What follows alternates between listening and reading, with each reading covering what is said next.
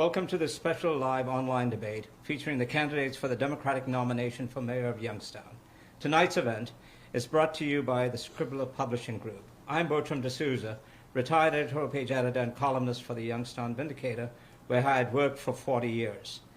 To memorialize the 150-year-old daily newspaper that closed its doors on August 31st, 2019, I published a book titled No Holds Barred that contains 300 columns of the 1,600 plus I wrote for the paper. One of the chapters in the book focuses on Youngstown, and the columns in that chapter reveal that all of the issues being discussed in this year's mayoral election were raised 4 years ago, 8 years ago, a decade ago, and perhaps even 20 years ago. In other words, Youngstown seems to be in a political rut.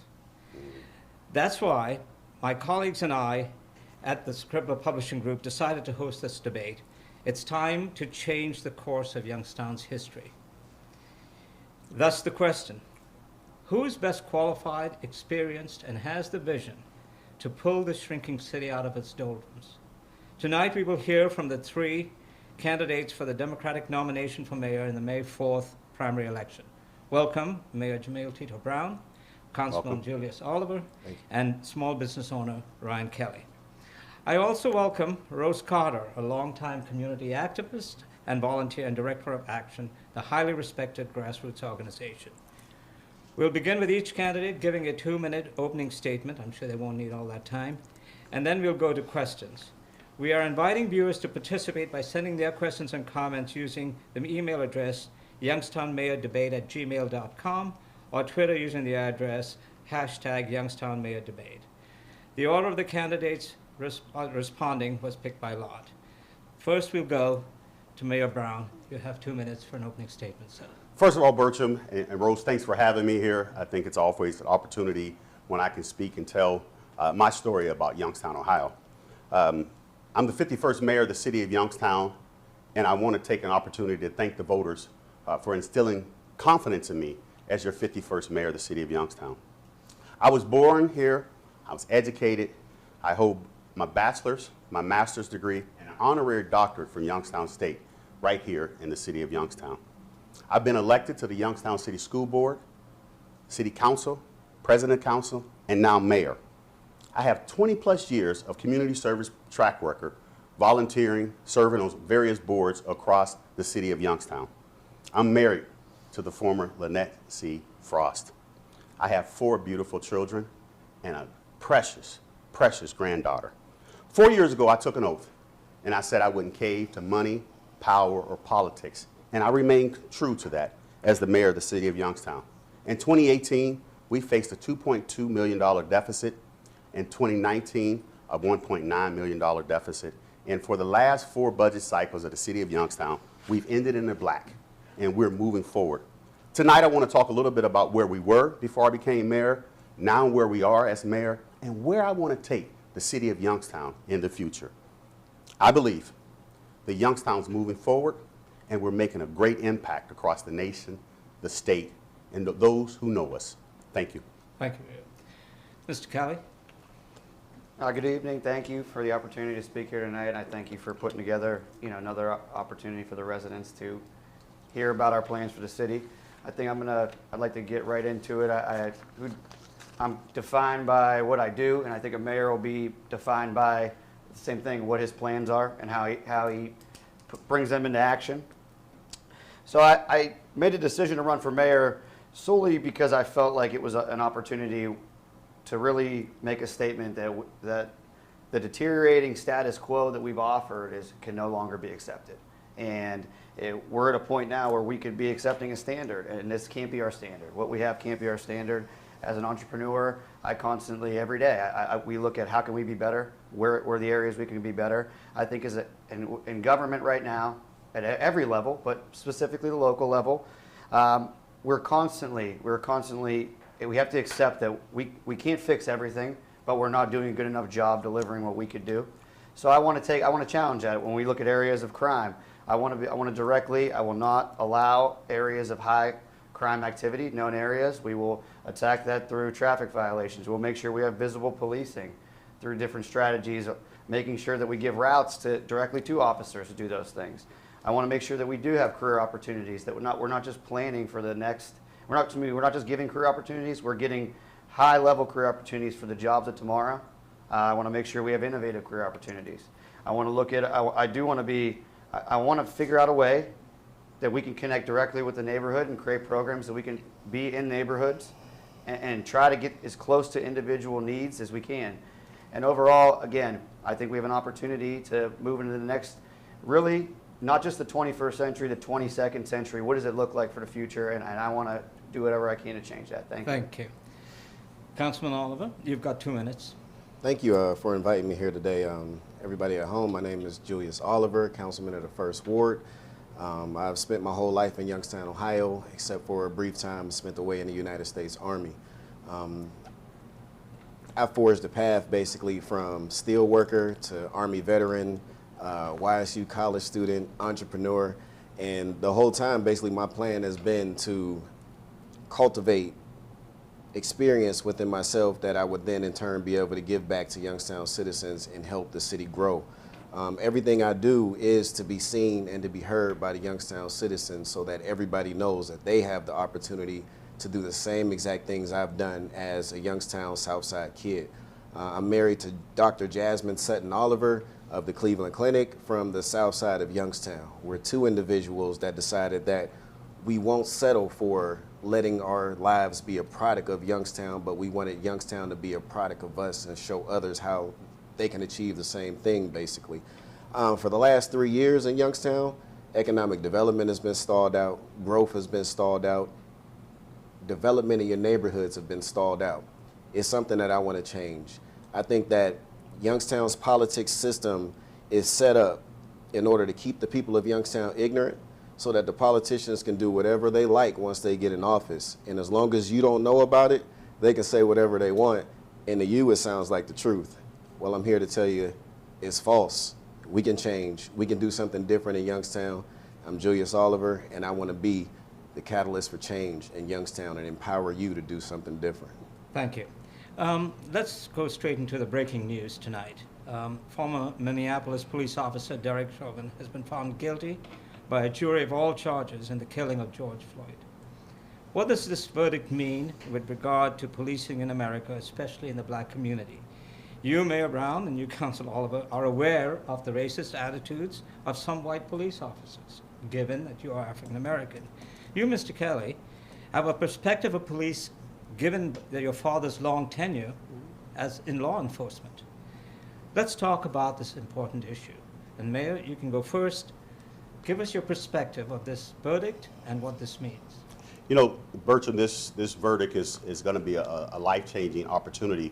I often talk about where I still have to have the same conversation with my 31-year-old and my 11-year-old, how they should act when they're pulled over by police. 2 African-American males. It breaks my heart that we're still that far in 2021, we're still dealing with this. This verdict today was a great issuance to say that there's still accountability and the justice system has a say. But it also tells those who wear the badge that just because you have the badge and the gun, that does not give you an opportunity to kill. You can't have lethal force as your only option. There are many more options. One of the things we really need to focus on is that there's hope for the other families. There are so many more families that are out there that they need hope to understand that when they're standing on trial, those who killed their loved ones, that this is a good first step, but this is not the end. This is not just say we're settling with this. There has to be more diversity training, and that's why in the Youngstown Police Department we're doing more diversity training, bias-free policing. All of those things matter. But we're also now bringing into our communities into getting a chance to sit down with our officers and do simulated training to figure out when an officer's pulling you over, what's that look like? When they have to go into a home, what's that look like? Giving them a back and forth, a good relationship with one another. So this is just the first start, but it's a continued failure across generations where we have to stop being tried and convicted and executed on the streets of our communities. Mr. Kelly, and then the next question will change. I was going to say, you Good question. Yeah, same Yeah. question, and you have the same question. So the case, like George Floyd's case and these other cases that we've dealt with, none of them are acceptable, and it is a good day, and it's a good example of showing that absolutely no one's above the law. If you commit a crime, then you need to be held accountable. But 100%, and it has to be a standard of equality in policing, and I do think you do that through training. I do think you do it through understanding perspectives. I think that's a big thing that we have to start connecting and understanding both sides of it, because again, there is that factor. We have to understand how a police officer feels. My father's a police officer. I've never served in the police department, so I don't know exactly what it's like to be a police officer in those situations. So I would like to further my understanding that way. But again, I think it's a great example, truly, of to show that no one is above the law. But I think the message has to be that we do not need to see anybody's mother on TV crying anymore, however way it can be, irregardless. Councilman Wilson? Thank you. I think today a great statement was made, and I think a door was open for Youngstown citizens to be able to stand up and say now is the time for complete and total police reform. Sometimes we like to pretend that these issues don't exist here in Youngstown, but even myself as a councilman, I've been profiled often by Youngstown police until they find out I'm a councilman, and then it's okay and I can go. But the situation is one that those same profiling situations could turn deadly in Youngstown, and that's something that doesn't need to happen. We as a people in Youngstown need to demand change, just like George Floyd and his family demanded change. They got an attorney team on board and went after justice, and they got that today. And it's a great day for America, but we got to take it 10 steps further and say enough is enough. We don't need one more innocent person dying, and a lot of times our police just need to see everybody as human beings and not just certain people in certain sides of town, but everybody as human beings with the same rights, and they deserve the same respect.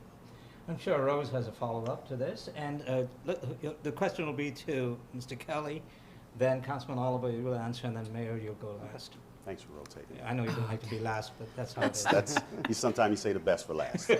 Yeah. That's nice. Mr. Kelly, I listened to you when you said about curtailing crime,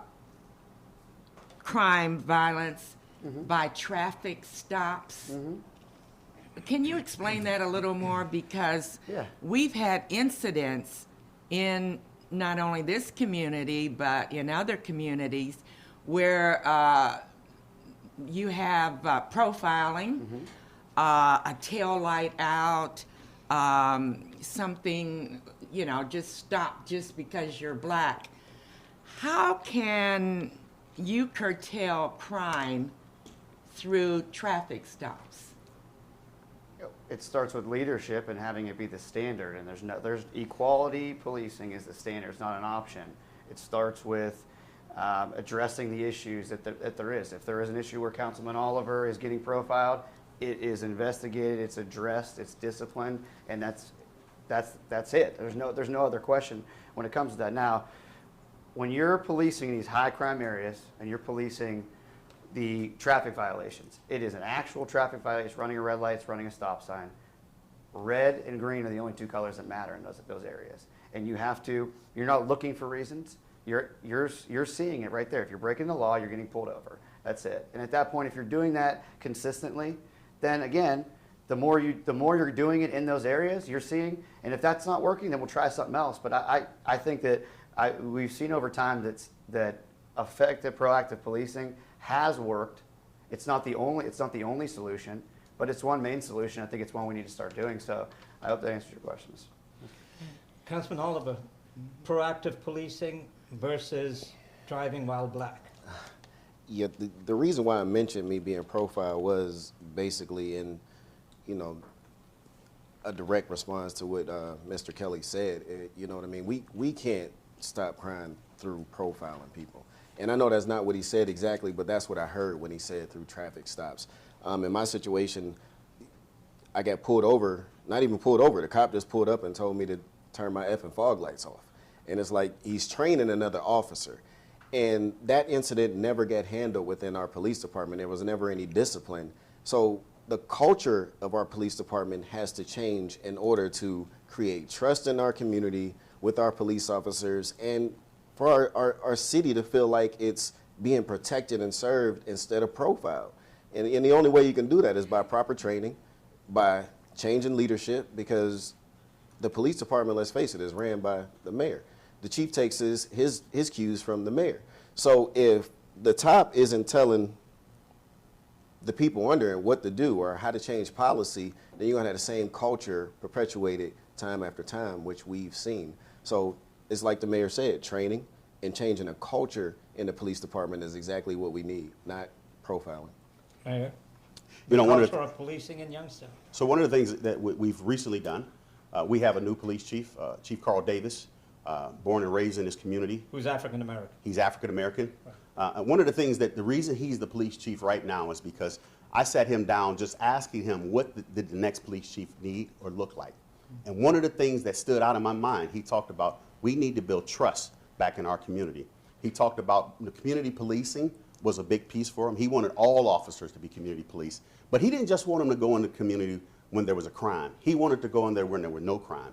And he came up with this thought that we must get out into the community, go to the barbershops and beauty shops, which we will be going out, putting hot spots out there to give individuals many opportunities to communicate.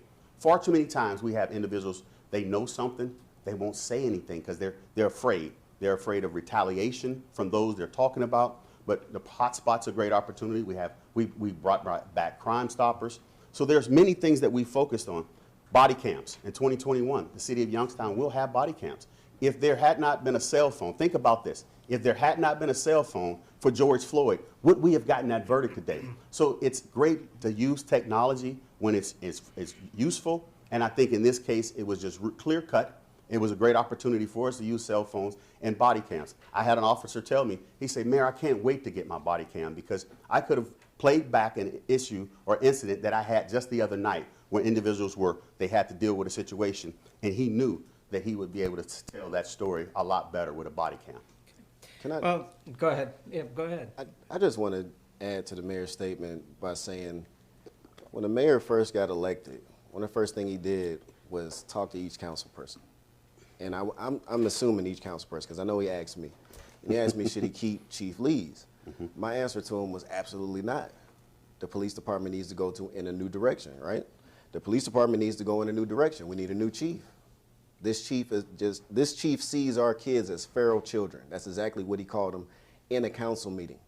So if that's what you think about the police, that's what you think about the community you're policing, there's no way we can have fair and equal treatment in policing.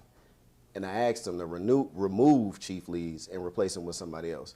Well, who we are 3 years, 4 months later, and we have a new police chief. But who's counting, right? During an election season. Yeah. Why did you hold on to? You know, the top department, police department, you always give everybody an opportunity. Councilman might have a little bias about the police department. He's been pulled over. I don't think he had a great relationship with Chief Lees. That's just between him and I, him and the chief. Personal? I don't know. He has to answer that.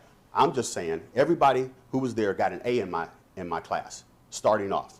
There was nothing that you didn't read. I didn't read a column about him. I asked around in the community. As he said, I asked council members. All council was not feeling the same way the councilman was. And there were many community members. He had local clergy members that said, okay, he's doing a good job. But I realized that we're in a different point in our life now in policing. And we got to be ready for 21st century policing. And it came to a point where Chief Lees was not able to keep that baton going. And that's why Chief Davis came in. And now that's why we're going to have more community police out in the community. We're doing more out in the community. If you look right now, Chief Davis has probably been more active since January than any other chief in the history of police chief in the city of Youngstown. Mr. Kelly, did your father work under Chief Lees? Oh, he did. What was his impression, if he had ever shared it with you, about the chief, or what was the impression that you got in the community about the chief? From as far as my father's perspective, I can't speak for him. Okay. I think, I've met him, and you get respect for him that way. In the community, I heard a lot of good things. I mean, there could have been individual issues, but I mean, yeah, as far as I know, I heard good things. We'll get back to the issue of crime, I'm sure, at some point, but here's the overarching question I have for all three of you, and you, Councilman Oliver, will be the first to answer. and then your mayor, and then Mr. Kelly. Let's deal with the reality that is Youngstown. I believe the 2020 census figures will show that the city's population has dropped to 60,000, if not below. A majority of the residents in the city of Youngstown do not pay income tax. The median income of a family of 4 in Youngstown is $24,000. At last count, Youngstown had the highest unemployment rate in the state, and crime remains an intractable problem. It seems to me that Youngstown needs more than a mayor. It needs a miracle worker. So here's the question for each of you. Name me 3 miracles you'll perform in the first year of your in office to pull the city out of its doldrums.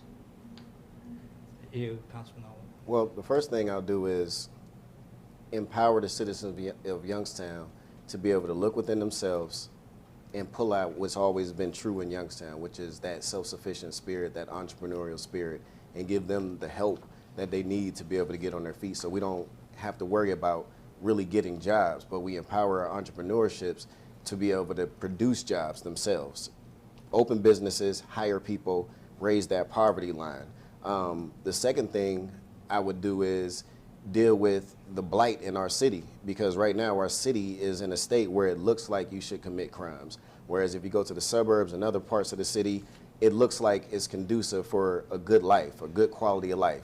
Well, Youngstown needs an entire beautification project throughout its corridors, infrastructure in the neighborhoods, housing, etc. The third thing would be working directly with the education system, bringing together nonprofits, bringing together higher learning.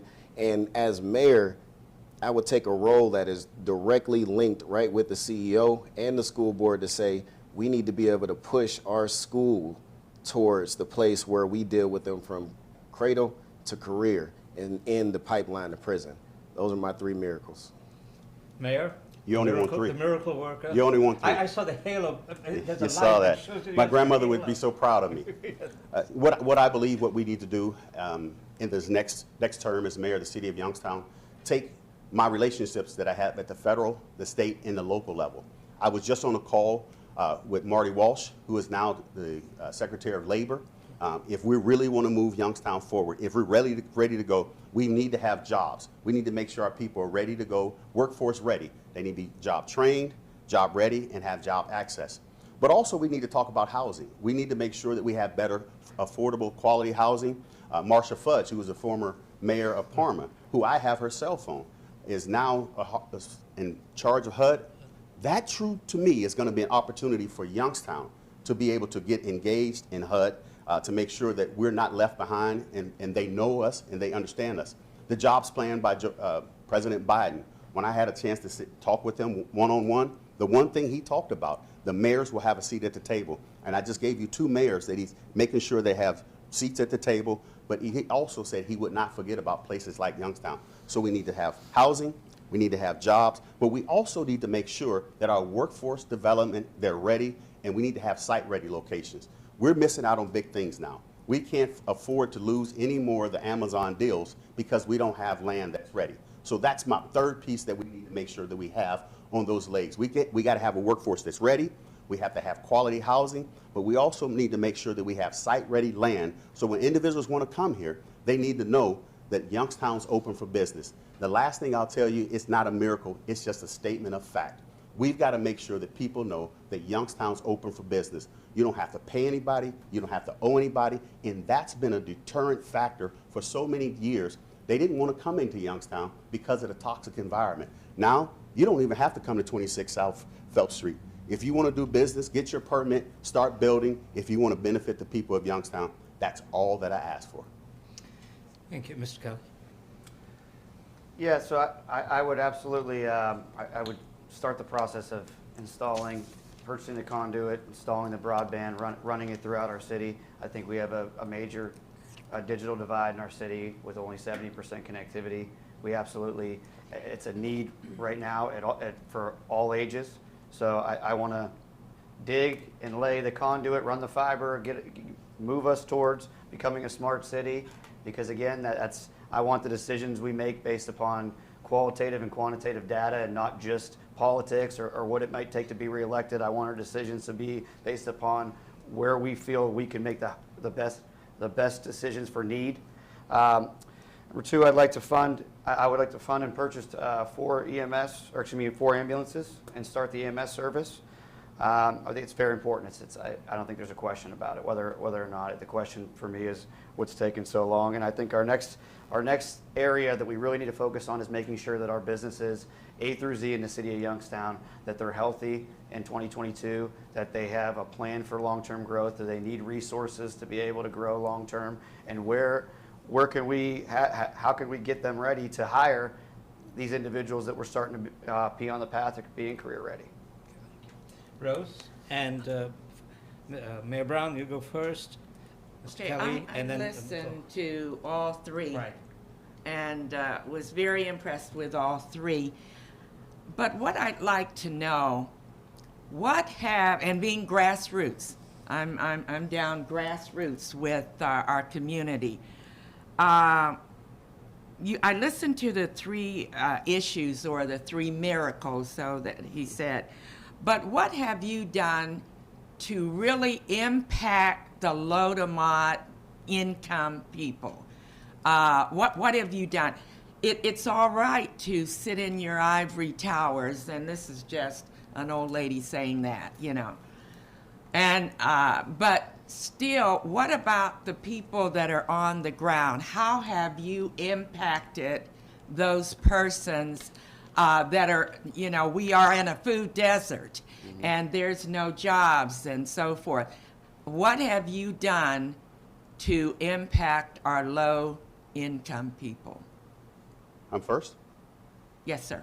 yes, sir. You know, we talked earlier, I talked about jobs, I talked about the workforce. The one thing we realized, and I realized it's coming into mayor, we talked about wanting them to have a livable wage job. We realized there were barriers. There were lifestyle issues, there were skills they didn't have. We most recently cut the blue ribbon on Professional Development Center.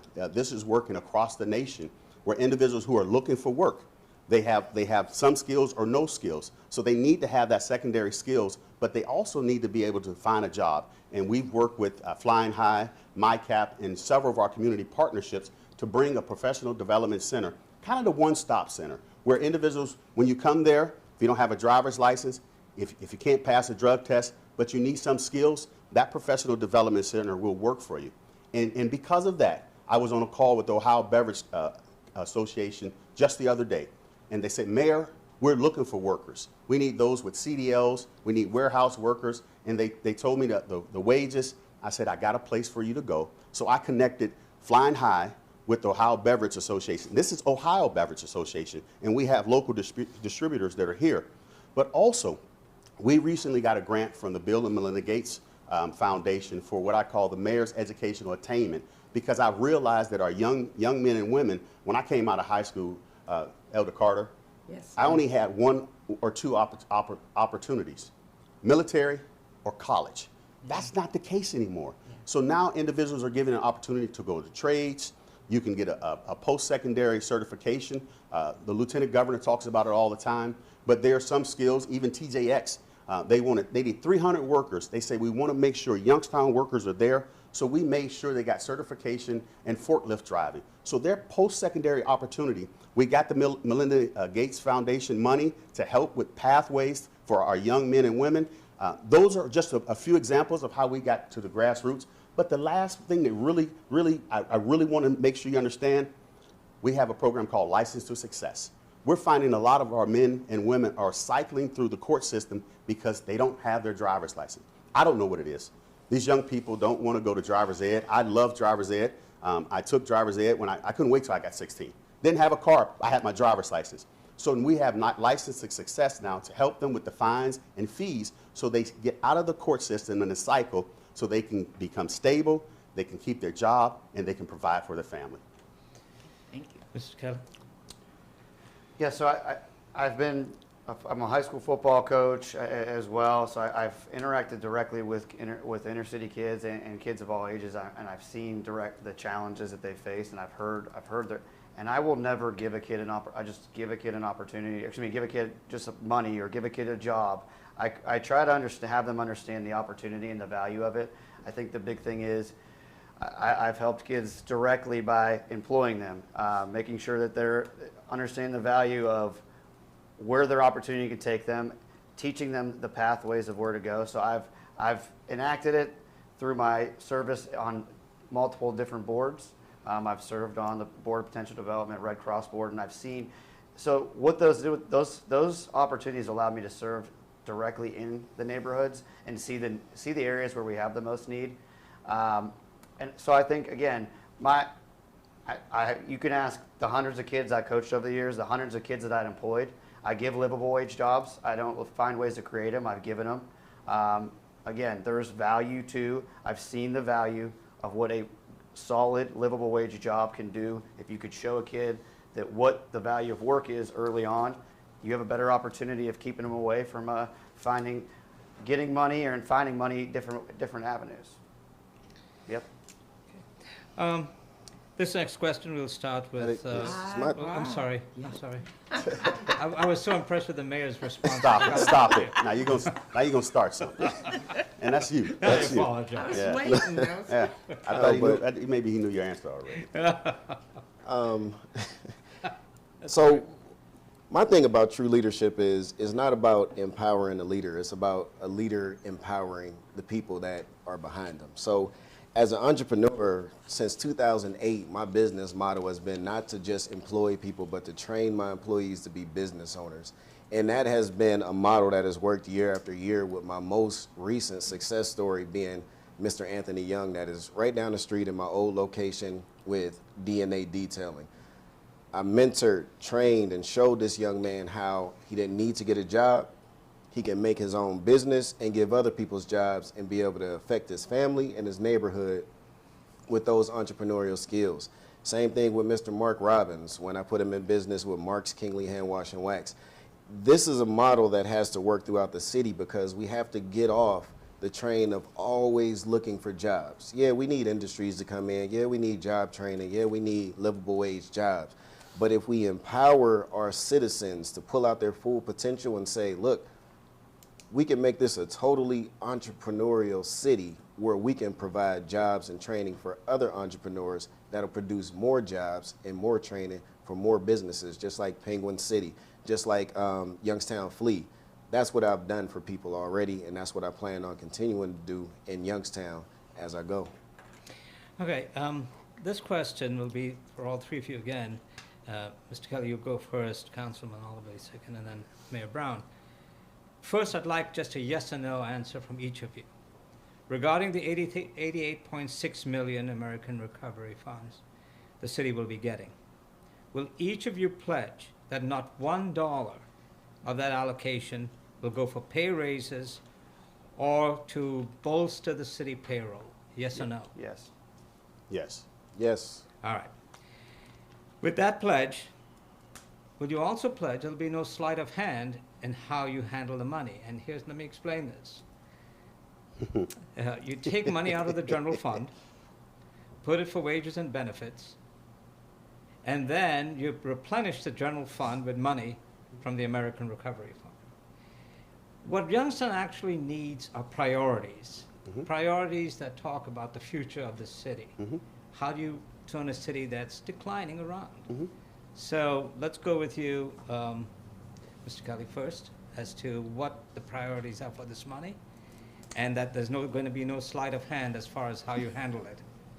Yeah, so I don't think there needs to be a sleight of hand, because I think that money has to have all the goals of being able to raise your payroll, because you're raising your level of service with that. You're directly impacting, you're creating a revenue source through that can ease the burden on the general fund long term. So you have to create a revenue source. I think that's through broadband. I think you're also, again, you're now finally, maybe this will give us an opportunity to try things. I don't think you can possibly see what works or what doesn't work if we don't try things. We have to try different programs. We have to try different programs before an election year. We have to try different programs and see what we can do to get in the neighborhood. We need to fund different groups and programs like a community affairs, Department of Community Affairs. We need to have diversity and connection with diversity through having a direct office of diversity affairs and minority affairs. We need to use this money to really study our road quality, really study our water and infrastructure quality, and see where directly is our needs, and then address them. So I don't think that long term, this money needs to be a legacy, as Mayor Brown said, a legacy opportunity, but it can't happen unless we address our legacy delivery system and our legacy foundation and structure we have in the city. It has to be updated. So that's what this money needs to do. So then again, all your worries are addressed by building the foundation with these dollars. Mr. Oliver? I think for this $88 million, one of the first things that needs to happen is we need to have a community meeting. That community meeting definitely involving who's been left out for decades, which is the citizens of Youngstown, finally be able to step up and make some choices. I imagine like turning technology clickers at the Covelli Center with residents, stakeholders, nonprofits, philanthropy groups, the university, the hospital, but most specifically, in Youngstown City Schools, most specifically our residents. What do you want to see done with this money? What do you think will affect your neighborhood, your street, your block the most? Be able to put up a voting system and decide. I think number one, this money should go towards neighborhood infrastructure. We need sidewalks, we need lighting, we need housing, we need a plan that's going to be specific for the youth in the city of Youngstown. We got to realize, last year we had like 98 people shot, 28 murders. Yeah. It's our youth that need the most help. And there's never been a city-focused youth plan. I think that's going to be very important. We need utility support because, water rates, they go up. They were promised to come down. They didn't. But we need something in place, and I think this $88 million to be able to help us across the board, from economic development to youth to education to infrastructure, and I think that's what we need to do. There doesn't need to be any sleight of hand with this money because it needs to be spent transparently along with the community. Mayor? First of all, we need to wait till May 10th when the Secretary of Treasury gives us the guidelines. Everybody wants to tell you how to spend it. I can tell you before the president signed it, everyone had an idea of how we should spend it. And the first thing I said, we have till 2024 to make that decision. It is not all or nothing this year. We get half this year and half next year. And I think we need to have a full comprehensive plan. And the plan has to include the mayor, city council, the citizens, our community partnerships. We talk about all of our partners that are out there, our social service agencies, Action. We need the Chamber of Commerce. We need the Youngstown State, Eastern Gateway Community College, Eastgate. We need WRTA. We need all those partnerships to be a part of that. But Youngstown's not the only one that got the dollars. The county has money. So we need to talk about what some of our regional ideas, what regional values that we can focus on. Just a few things I like to, in my estimation, of what we need to do. We need to fix our infrastructure, but not just paving the road. When we're doing a road, we need to replace that water line because our water lines have their aging pipes and they have lead. We need to make sure if we focus on the lead in the pipes, that will help reduce our infant mortality rate that individuals are having. We need to also have a lead program that is not associated with your income. I want to get the lead out of the home, no matter what your income level is. Some people have a home they've had for a while. Their income level might not help them for the lead. I want to make sure that we can provide that. So as we're thinking about this, we need to come up with a scorecard. Every project will have a score. And I think it's going to take a 1 or 2 day opportunity where all of those collective bodies, and Youngstown can't be the only one coming to the table with the dollars, our core and our corridor. We need to make sure our corridors look appealing. You only have one time to impress. Your first impression is the best impression. When business owners are coming, they have to come down Mahoning, they have to come down Belmont, they have to come through the corridor, and you want them to look the same. Now here's where I talk about how do we build a network around where I've been building relationship with our township and our cities and the surrounding areas. Before we didn't have relationship with our other townships and cities. Now you come up, I'll use Marketship for example. You come from Market Street to Boardman and from Youngstown to Boardman, that should be seamless. Well, here's an opportunity for us to come and collectively say, we got one voice and one ask when we're asking the governor for some corridor, Broadband will be a great opportunity. LED lighting. We need to start affecting the future of our community and our country, where we got to remove the ozone layer and clean up our greenhouse effects. So there's another opportunity to put lighting. We're talking legacy opportunities. I want my granddaughter, Ariana, to say, I remember Papa talked about putting LED lights in that would help our ozone. I remember him taking the lead out of the pipes so that now we won't have a high infant mortality rate. So there's just a few, but we don't have to rush. We have till 2024 before we can make that decision.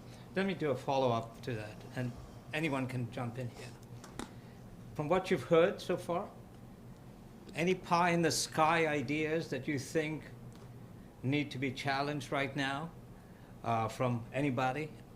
You're taking my question. Was that going to be yours? I'm sorry. Was that going to be? Yeah. Okay. Well, no, he took my question. In fact, I'm really glad to hear you say that, because so many times when some funds come into the city, all of a sudden the chamber is taken over, private industry sector is taking over, and I don't want you to forget senior citizens. Mm-hmm. We are the ones that built the foundation, and we understand. Remember Youth Build and all those things that we had. That was great. You remember Youth Build? Yes, ma'am. Yeah. But what I'm concerned about, and some of the citizens are concerned about, and I'm glad you said that, is that they will be at the table. Mm-hmm. But remember, we just came out, or we're still in a pandemic. Mm-hmm. So we can't say we got 2024.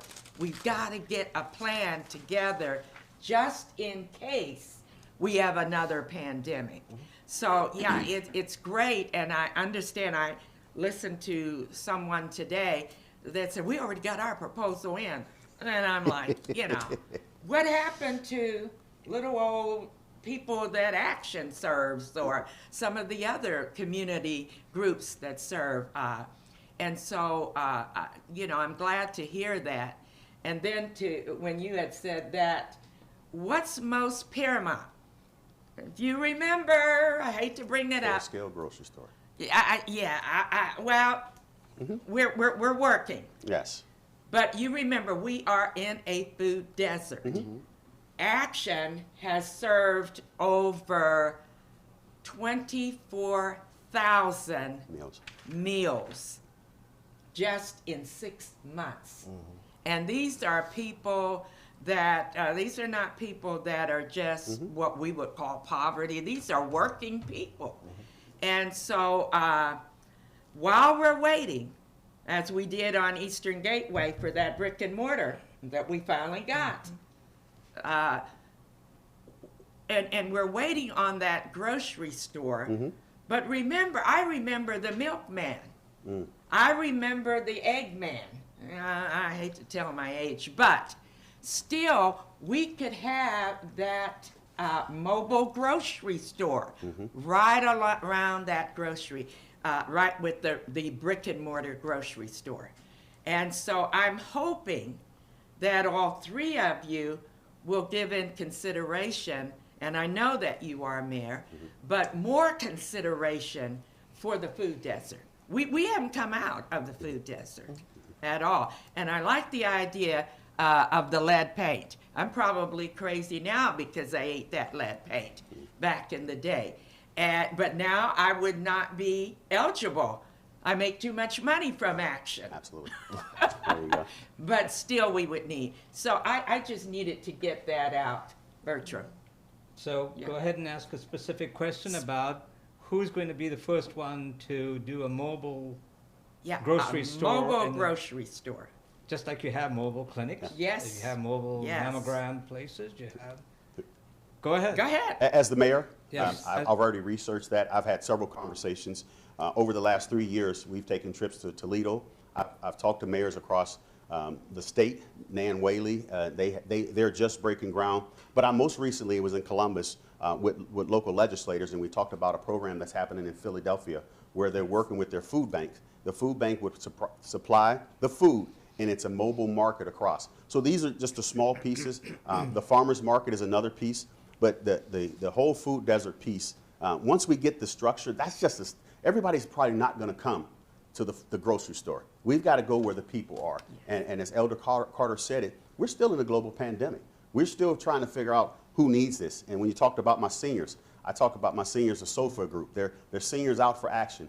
I'm in constant communication with them during this pandemic. We made sure that we stayed in contact with them. But also, we're going to make sure that those groups and organizations that I'm talking to, I believe in wise counsel. My grandmother is probably the smartest lady that I know, next to my mother. And I would ask, well, what do you think? And the vision that they have is a little different than we have. So we're still working on that. We're still working with figuring out new ideas, being innovative. If we don't have the brick and mortar right now, we can work with those like Philadelphia did with their food bank. Either of Yeah, you? so Go ahead. my idea, again, with this 88 million was for some utility relief for our seniors, basically, to take some of the burden off of them when it comes to, you know, as a councilman, I get a lot of phone calls about water bill and wastewater bill. So some of that money should go towards that utility relief so our seniors don't have such a burden when it comes to their water bills. Secondly, I introduced a plan years ago called News Block. And this plan with News Block was to put 8 shipping containers converted into businesses on the corner of Warren and Hillman, but to duplicate that plan throughout the city. One of these shipping container stores was going to be a grocery store. This grocery store could be duplicated, like I said, on every side of town. I presented this plan to Mayor Brown's administration with basically no help with it. I do plan on making that a reality when I become mayor. I think a co-op right now is, until we get our poverty down, until we get our numbers up, I think a grocery store co-op is the way to go. Empowering our citizens again to grow their own fruits and vegetables, to source local beef. We got beef farmers right out here in Canfield. So we can do this together as a community, especially with this new injection of money coming in, rather than waiting for a grocery store to draw a dot and see if it's enough income in that circle to bring a grocery store here. Mr. Kelly? Yeah, Ms. Carter as well. I don't know, and I don't think any of us know if the answer directly is a grocery store. I think obviously the answer and the problem we need to address is the access to food, and especially underserved population areas. And that's been something that's been talked about for 15, 20, 30 years. And again, I would have liked to have seen us already have tried a co-op and see where that would have taken us. Try bus stop food markets, try different kitchens and different mobile kitchens, mobile food opportunities. Try these different things and see where we're at and see what we need. And that is what the $88 million gives us. Maybe it gives us the push in the right direction to try these different things. But again, that's a problem. That's on our list. It's an issue we have. We have to, but do we have the leadership that's going to spark the innovation, the imagination, the ability to really change it? Because it's not just using yesterday's solutions. It's what we have to try to see what fits today and how do we continue to evolve it. And again, that's where I think their focus needs to be. Thank you. We'll now pause briefly to give our viewers a chance to submit questions and comments. That'll be screened by our production staff. You can send us an email at the following address, youngstownmayordebate@gmail.com, or Twitter at the address #YoungstownMayorDebate. We'll be back shortly.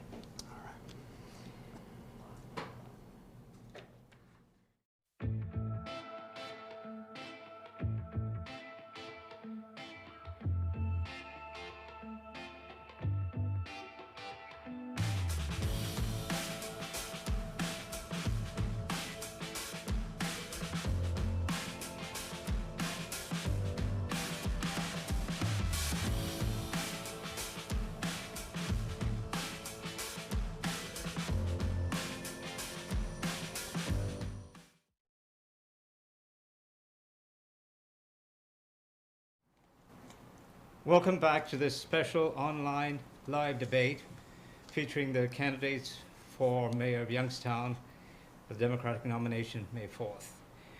We've invited viewers to submit their questions and comments. And here's one from Rick, and it relates to what we've been talking about. The question is, the Youngstown 2010 plan foresaw the population loss. Anyone driving the streets of Youngstown can readily see many blocks with only 1 or 2 houses still occupied. Why hasn't the city sought to abandon these streets to reduce the necessity of maintaining them? What would you do? Councilman Oliver, you go first, and then we'll go to Mayor Brown, and then Mr. Kelly.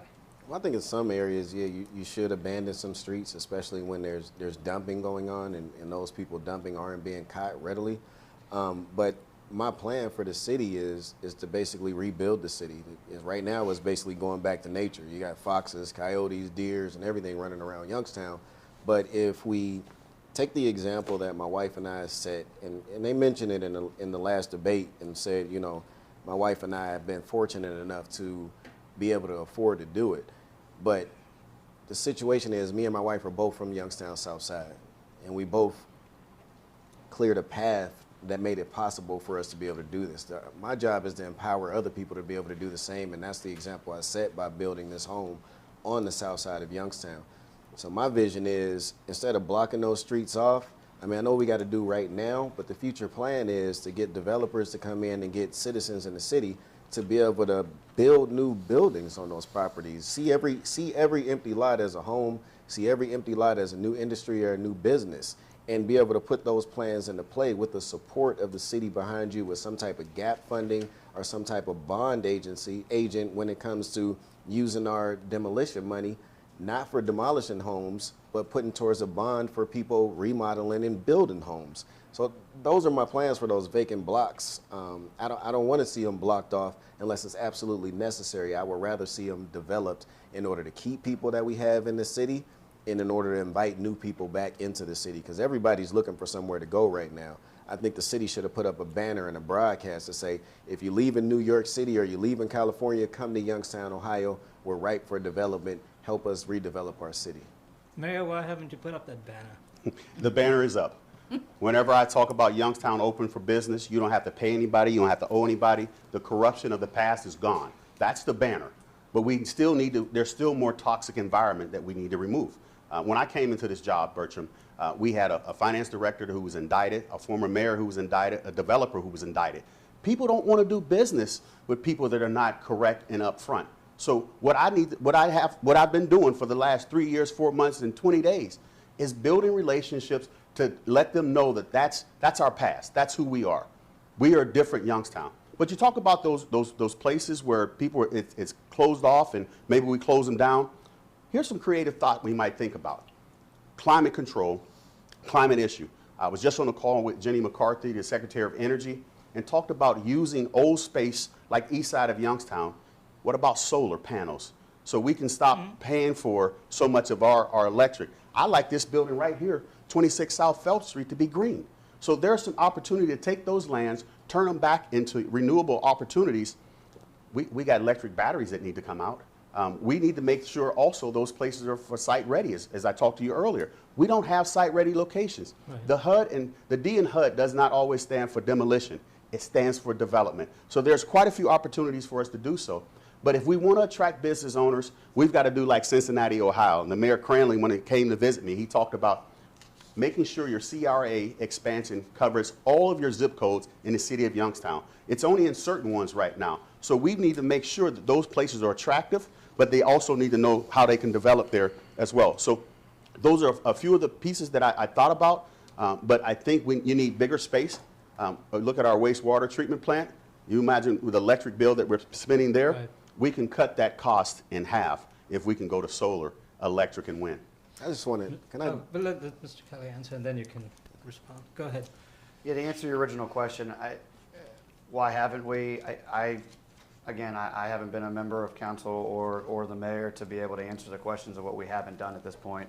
I know that, again, I want to bring and find ways to bring government, nonprofit, for-profit, faith and community leaders together to address every part of the problem. Government can only address so much, and the mayors and city hall can only address the whole. They're addressing the problems of the whole. Councilmen address the problems of the wards. Who's addressing the problems in the neighborhoods? Who's really focusing on these individual needs? So, to address what do you do with that? You don't just shut the street off and hopefully it overgrows, and you figure out ways to get people to own Youngstown homes in Youngstown, Maybe you do it through your pathway to trades. You're building these homes, and you're actually putting people to work, and you're empowering contractors to partner with union laborship, or to empowering contractors to, or different companies to give people who are the people who are unpopular in hiring, typically, give them work. We have work that he's done. Give them work. Let's do it. It's what are we doing? What's our plan? What's our plan to get people, and then really give people let people know that they can own homes. They're through financial fitness. They have that opportunity, and so it's changing the mindset. But again, I can't answer why it hasn't been done. I have the same question myself as a resident. Council, you wanted to challenge the mayor in something? Yeah, I just wanted to say, I'm sitting here and I'm looking at this Triad poster on the wall. So a few years ago, we spent $14,000 on marketing videos. The city did. One from a company called DP Visual, another one from Triad. Triad made 7 videos. The other company made 7 videos. We spent a total of $14,000. These videos were designed to broadcast throughout the nation, to say, here, Youngstown is ripe for development. Come to Youngstown. The plan was to put banners and billboards up behind the amphitheater and say, hey, come develop this hillside behind the amphitheater.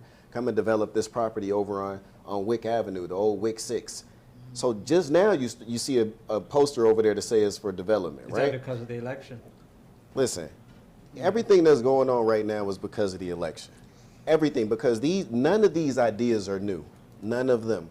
All of them have already been suggested. All of them. And none of them has been able to come to fruition until now. They start getting planned a few months before an election. We got $14,000 wasted of taxpayer dollars sitting on videos that probably only 2 or 3 people in the city have seen, and you might catch it playing in City Hall. But there's other ones that nobody's ever seen, and the plan has been in place to invite developers, to invite people into the city of Youngstown to say, come help us. And when you say that you've established these relationships now because there's no corruption now, you gotta put it like this. Youngstown has a history of corruption for decades, and these same relationships have been established for decades. So it's not like now under the Tito Brown administration, now we're forming new relationships. These relationships are not hard to make. I'm new. I got braids and tattoos, and I go into these conventions and meetings and meet these senators and congressmen, shake their hand and say, hey, we want you to come sit down at our office and have a conversation about Youngstown. This is not something that's hard to do. It's just a matter of where's your passion, where's your vision, and how you focus on the people in your city, and that just has not happened in the last 3 years. Mayor, you want to respond to the fact that you've had a failed, incompetent marketing strategy for the city? Well, first of all, the thing with council and the mayor, the council appropriates, administrates, and the mayor administrates. That was not under my administration. Councilman Oliver is the only one that really has that whole thought, and he must have signed on to it or said that was something going to happen. That was prior to my administration, what he's speaking about. He's talking about marketing. He is so right. But when the marketing issue that he's missing or not giving us a full picture is that the reason I can sit at the governor's table and he invites me to sit down there and talk about how can you benefit the community, because he knows I'm not corrupt. He knows that there was no mayor prior to me than Jay Williams got to sit down with the governor. No mayor prior to me got to sit down with the president or president-elect. No congressman or senator would take pictures with the previous mayors. That makes a big difference to people. I don't care what anyone tells you. That makes a whole lot of difference. So for the last 3 years, when I would go in the room, you know what they say?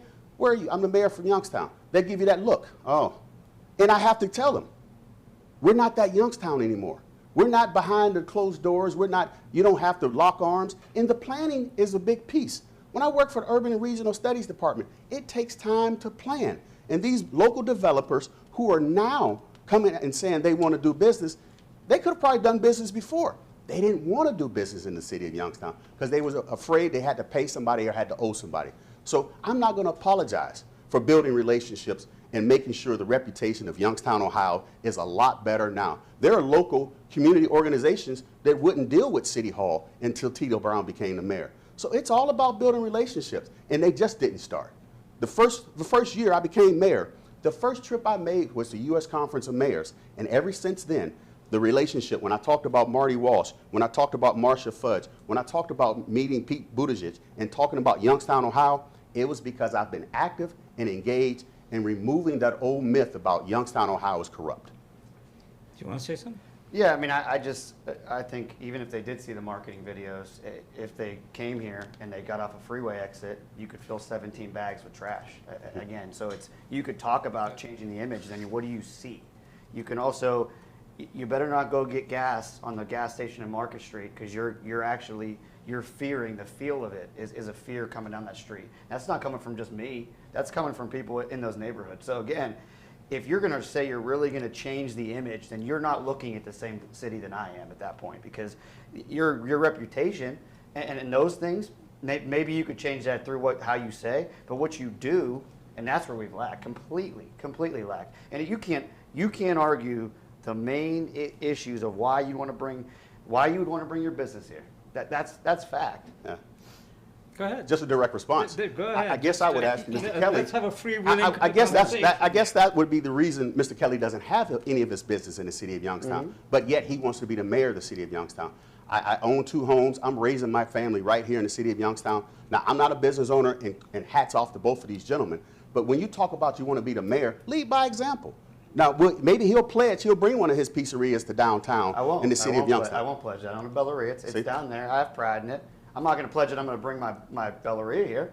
Why not? I live here. My Why home don't is you here. have- I've never left here. Why don't I? There's one franchise. Why don't you I own have a Bellaria. business in the city of Youngstown? Yes. I own a Bellaria, and there's one Where? Bellaria. You can't have one. So? In Columbiana, you can't have another Bellaria here. I'm in a Bellaria franchise. I'm not diversifying to make myself look like the way you're approaching is wrong. So you're telling me that I need to leave the franchise. I don't know. I got you. You're helping me. I don't. Yeah. So since it's a franchise, Uh-huh. you can't move a pizzeria into the city of Youngstown. Not a Bellaria. Yeah, that's Well, the way franchises work. It's You a 5 can't- mile radius. You got to that be way. so separate So apart. 5 miles. That one's there on Wick Avenue. Where's there another one in 5 miles? 5 miles as the crow flies. You can't have another one in the city. That's why the closest one is where Austin is. How many miles we have in the city? You said it yourself. How many miles we have in the city of Youngstown? 34 square miles. But This is listen to the you. reason why the Yeah. marketing didn't go out. The marketing didn't go out because our economic development is broken. We haven't had an economic development deal in Youngstown in over 3 years. 20 federal, that's something that kind of just fell in our lap with a federal grant. That's not a plan from the city of Youngstown. That's something that's put together by other people because we got federal money to do it. The marketing plan didn't go out. If you look at all the phone calls and emails we receive about businesses that are waiting to move into Youngstown, but they can't get through the red tape or they can't get a phone call back from the administration or economic development, we can have a plethora of businesses. The pizzeria from Alex Zoden sat for a year. He like, I'm ready. I'm trying to put my pizzeria over in Smoky Hollow. Can I get a call back from the city? The law department said they forgot about this business owner that's trying to open a pizzeria. So Penguin can I City, ask a Penguin City question? couldn't get Yeah. support from the city. Yeah. Yeah. I'm sure the mayor wants to answer. Yeah. I do. I just in direct Yeah. response. The 20 federal grant was because we brought on a team for economic development. We have Hunter Morrison. We have EAG. We're working with now the Port Authority. We didn't have that previously, and now we got Eastgate Regional Government. They're a part of our team. They didn't talk once before, and now we're all coming together as a team. But 20 federal grant, that was because Hunter Morrison said, Mayor, here's an opportunity. Being the planner that he is, let's apply for this grant. So we had to apply for it. It didn't fall in our lap, and it was competitive. And now we have what used to be a liability is now an asset. We're having developers call, I think on May 3rd, I think there's going to be about 15 or 20 developers from all over that want to come see 20 federal. Things take time, but when you're planning, these things will work if you're doing it the right way. We're not going to shortcut it. We're going to do it the right way. And that's what we've been doing. And 20 federal is a great example of that. It's only Rose, it's only a let's liability without forward thinking. Rose has been doing more in Youngstown than all of you put together. Yeah. So we're going to We'll give her a take chance. We're all that. three there, yeah. We'll take that. So we're going to give her a We'll chance take to that. weigh in. Go on, dear. You know, I was listening to each one of you, and the reason why the WIC 6 is up is because members of Action went to the chamber. I wanted to know about the zone developments, why we didn't get any of that money. And when I looked at it, I didn't see anything that looked like our community for that money. And so I was born on the Sharon line, but I was raised on Sycamore. Okay. What are you talking about? With the WIC 6, street that goes right between Barrett Cadillac and State Chevrolet, or Barrett Cadillac and Buick. That's moved out of our community. So when I looked at that, all of a sudden I'm saying, well, where's the money? Why can't we get some of that zone? We're working on that, Mayor. Okay. Why can't we rebuild that community over there? What happened to the east side? What happened to the freeway that was supposed to go through? 2 houses on Sycamore. So the reason why you have the WIC 6 all of a sudden, I'm taking credit for it, whether it was or not, because I know what I sat up there and said. So Yes, let sir. me respond to that. Okay. The WIC 6, when those last buildings were taken down, the Yeah. original plan was a local business, which I don't know if I'm allowed to say it because I wasn't allowed to say it before, was supposed to move their location from up on Market Street over to WIC 6. So my suggestion to economic development is, well, it's been 2 years since I've been on city council and this business still hasn't come here yet. Why don't we put the site up for development? Oh, that's a good idea, Councilman Oliver. Never happened. So I commend Action for making it happen, because it's something that should happen a long time ago, and it should happen on every spot in Youngstown that's ripe for development. But where are we going? Let me ask you this. If someone came to you with a proposal to build a new project, a business in our city, who would you entrust to evaluate whether that project was worth implementing? Also, there was a specific question, an issue that you Yes. want to raise with that question. Yes. Right now, I can't say that we have anybody within our city departments to do that. It's no slight to some of our employees, but right now is business as usual when it comes to Youngstown. And it's sad to say the grand master of our development was Dave Bozanich, and he's not here, and you can tell he's not here anymore. You know what I mean? So I wouldn't trust our law director, because listen. That's just another part of incompetent leadership, when you have somebody in place that has a business on their desk that they forgot about.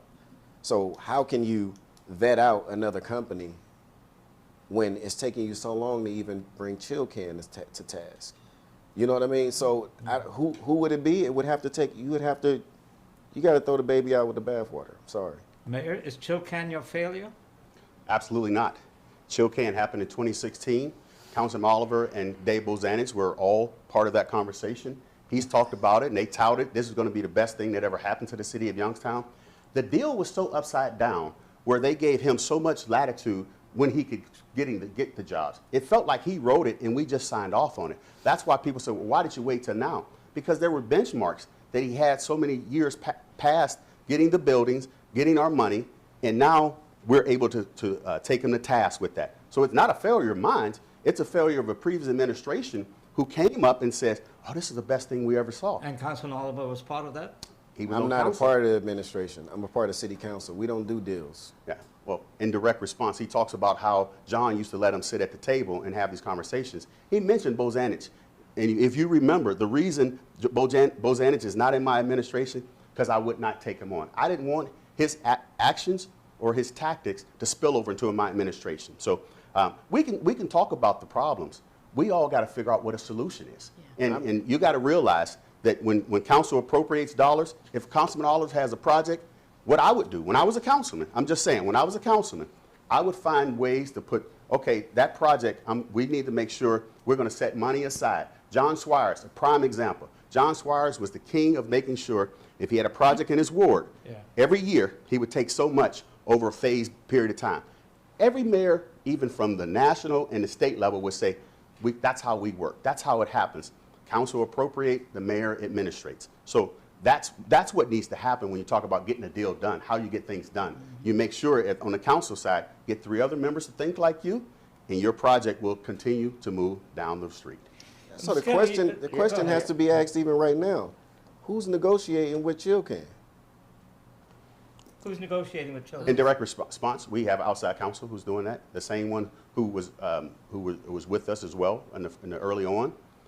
And so we've got outside counsel that's dealing with that. You know why? Because our law director isn't capable.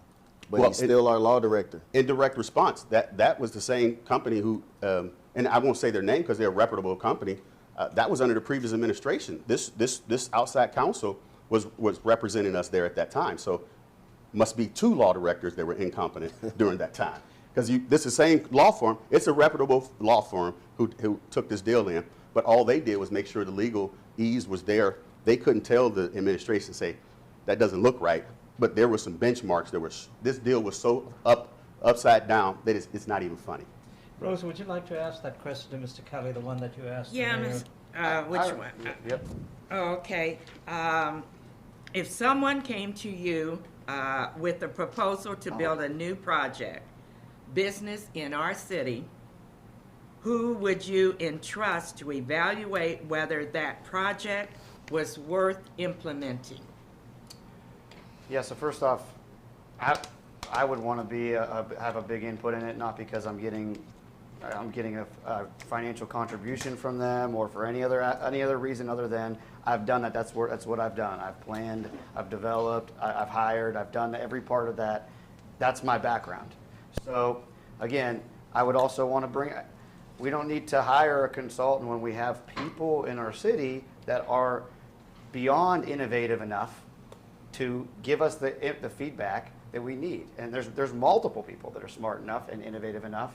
There's people that have retired and come back here that I could vet, and they will help me vet that deal. But again, the biggest thing is we got to have a business that fits. What is our vision for the city? Is it for my vision? I want to be a leader. I don't need to go to Cincinnati. I want Cincinnati to come here and see how well we're doing it, and we're being the leader. Or Toledo, they're going to come here because we're going to be the leader in how we transform this city through technology, through innovation, through any avenue. We're going to try to become the leader, and again, I want to make sure that those businesses fit our vision for innovation, diversity, inclusion, their clean energy, clean jobs. And again, I want them to make sure that they fit what we are in Youngstown. I just think the big thing is we got to get back to what built our country, and it's working hard. And you don't do that by not working and just planning. So. This next question is from Cynthia Rickett, who was a veteran editor at the Vindicator. She also happened to be the editor of my book, and she was going to be on the panel with us, but she had surgery today. I hope she's doing well. And she's also a city resident, by the way. You know that. Oh, yeah. Yes. Inside you conversation. regret being her councilman, huh? No, she was good for me. Her question is this. Do you agree with court rulings that permit Youngstown employees, as an example, particularly safety forces, to live outside the city? How do you expect anyone to come into the city, especially the young and the best and the brightest, when you have city workers who are living in the suburbs? Who wants to grab on that? At this stage, go ahead. I mean, I don't agree with it. I think, and we can't control that. We can't control it. That was a law that was passed. And again, do I agree with it? No. And I agree with Cynthia. You said the resident's name was? Rickard. Cynthia Rickard. I absolutely agree with her that is a major issue. I think that was what prevented a lot of the issues. And again, I'm sure that there's some existed in policing, and I'm sure, but we had homegrown police officers. We had, right. So again, we need to raise that generation. And I agree. We have to find a way that they can contribute to the cycle, and you do it by living here, putting your residence here, sleeping here every day. And so, I mean, again, there has to be ways that you could do that, promote that in hiring and put that as a hiring practice as well. Mayor, Councilman Oliver, which one wants to take it? Oh, Mayor, you ahead. was talking to Mayor. No, you know he wasn't talking to you, I man. sort of called you mayor, but I was getting Hey, and yeah. I'm Bertram, what's up with those eyes, man? Don't be look at me when you talk to me. Yeah, listen, man. I got one eye. Yeah, I What do you know, man. expect? Come on, man. Let's go with this. All right, go ahead, Mayor. I think that is I truly disagree with that ruling. It was one of the pieces where you saw mass disinvestment Yes. in the city of Youngstown. Yes. You had individuals who had 2 homes or an apartment here, and we had our internal affairs that would have to investigate. But then you had also, now all the homes are up for sale. Individuals are spending their dollar elsewhere. They come to work here, live here. I think you need to live where you work. That's a big piece. But I also think we need to make sure that we're ready to figure out how to get people to buy back into Youngstown. You know, when I worked for the university, there was a program called Buy Into Youngstown, where we took opportunities to get first-time homeowners or home buyers to actually, you know, walk them through the process of becoming a home ownership. That's a sustainability piece for us. But for when those individuals moved out, they left so many vacant homes. Now the people who want to stay here, we got to figure out how do we get them to that point. I don't know if it was, I can't remember what the year was. It's been some time, right. And it's not on the books now. It's a state ruling, so it hurts us. It doesn't help us. The courts did us no favor with that. But I think what we need to focus on those who want to be here, and then figure out how do we stop the brain drain, getting the young men and women to stay. I think we're going to have to diversify our housing opportunities here. Young people like myself, we want townhouses, we want condos. What are you laughing at? We want townhomes and condos. Those are opportunities to really attract them to stay here, but also we got to give them opportunity to want to work here. So the city just can't be the only place that we look for them as well. We need the Youngstown State University, the Eastern Gateway Community College individuals to want to be here. Yeah, exactly. I agree 100% with the mayor on this. The state ruling basically crippled our city when it comes to our safety forces and city employees, period. I think it's partly the reason why you get a lot of rudeness when you call into the city with a city problem, because sometimes the people you're dealing with, the employees you're dealing with, don't have the same issues that you have. They don't share it, so they just see you as a problem. Sometimes the police officers see you as just a person they're policing, and instead of another member of the community along with them. I think it was the mayor in the city where the police officer accidentally used her service weapon rather than her taser, and the mayor said none of his safety forces live in their city, which poses a major problem, and it's something that has to change.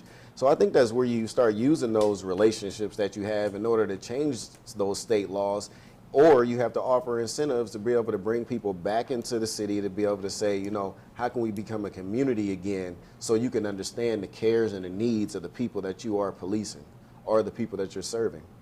Rose, do you want to ask a question since Cindy took my spot? She did. I really, and I've heard a lot, and have been enlightened by other things that I did not really know about. But I want to ask each one of you, why do you feel that you are the best candidate for mayor of Youngstown?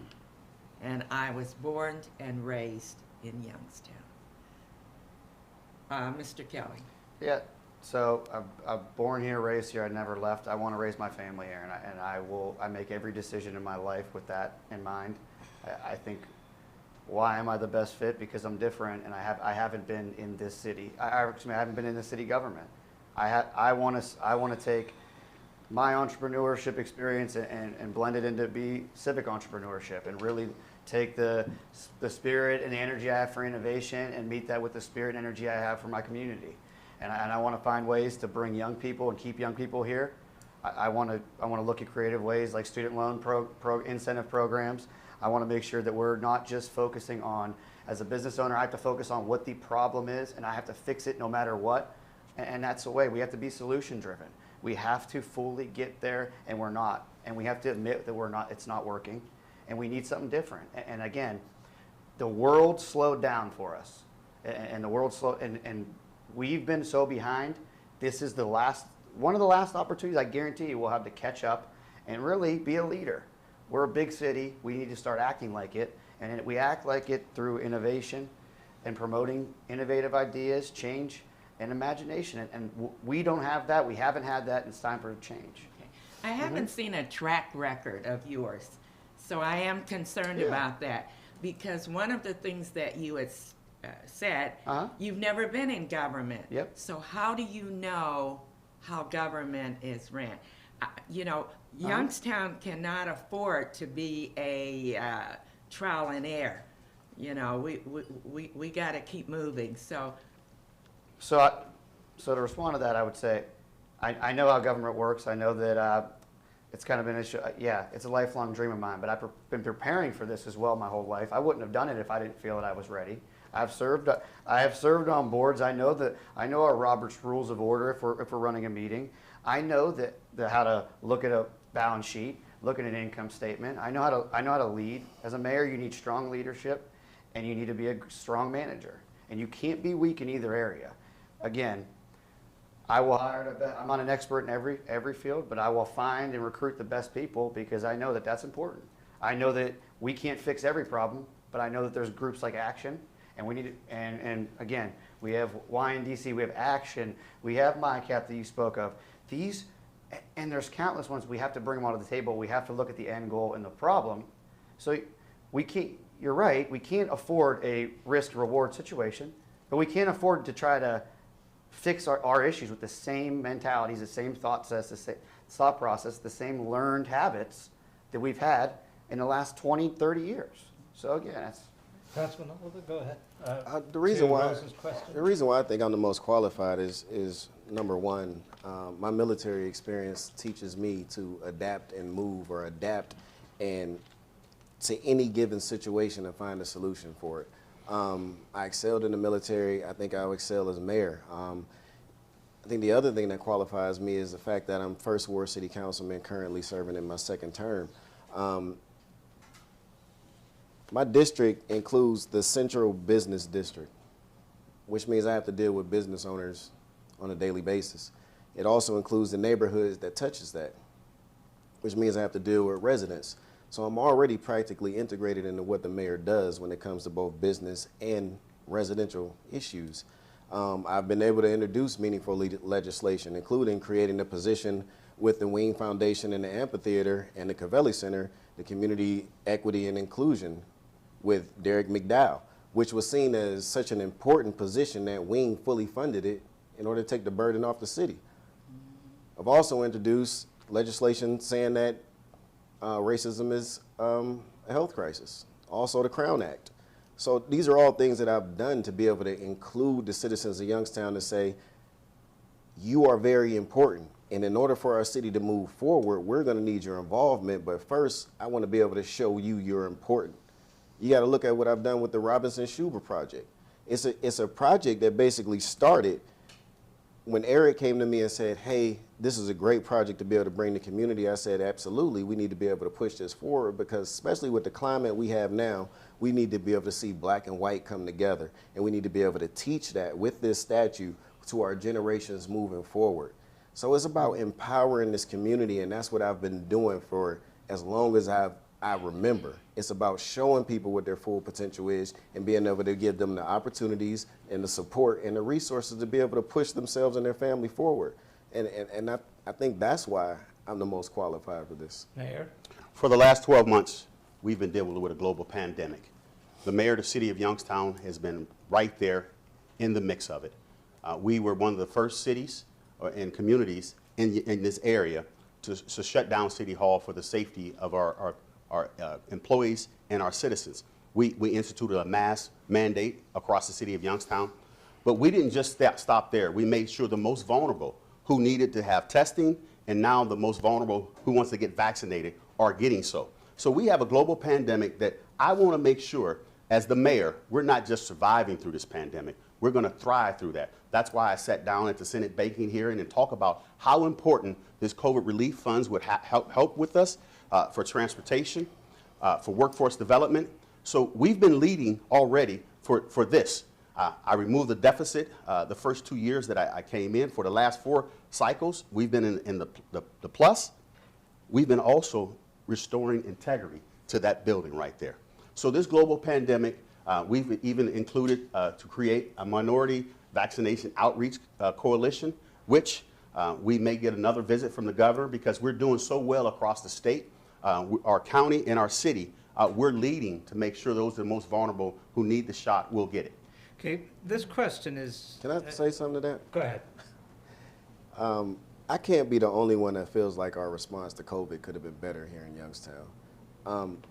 Coming back from Israel, and I don't know if the mayor remembers this conversation, one of the first things I suggested to him and his chief of staff was get Northside Hospital. Make Northside Hospital the staging place for COVID in order to separate the population, the COVID population from the general population that goes to Mercy Health. And I said, get this place make it the testing site, make it the place where everybody is with the ventilators and everything, and separate everybody because you don't need to commingle everybody. Another thing I think, but that never happened. I really don't understand or the reasoning why. Maybe I can help you. Maybe the mayor has an explanation for that. And at the time, it's probably money related, and at the time we didn't know the COVID funds were coming.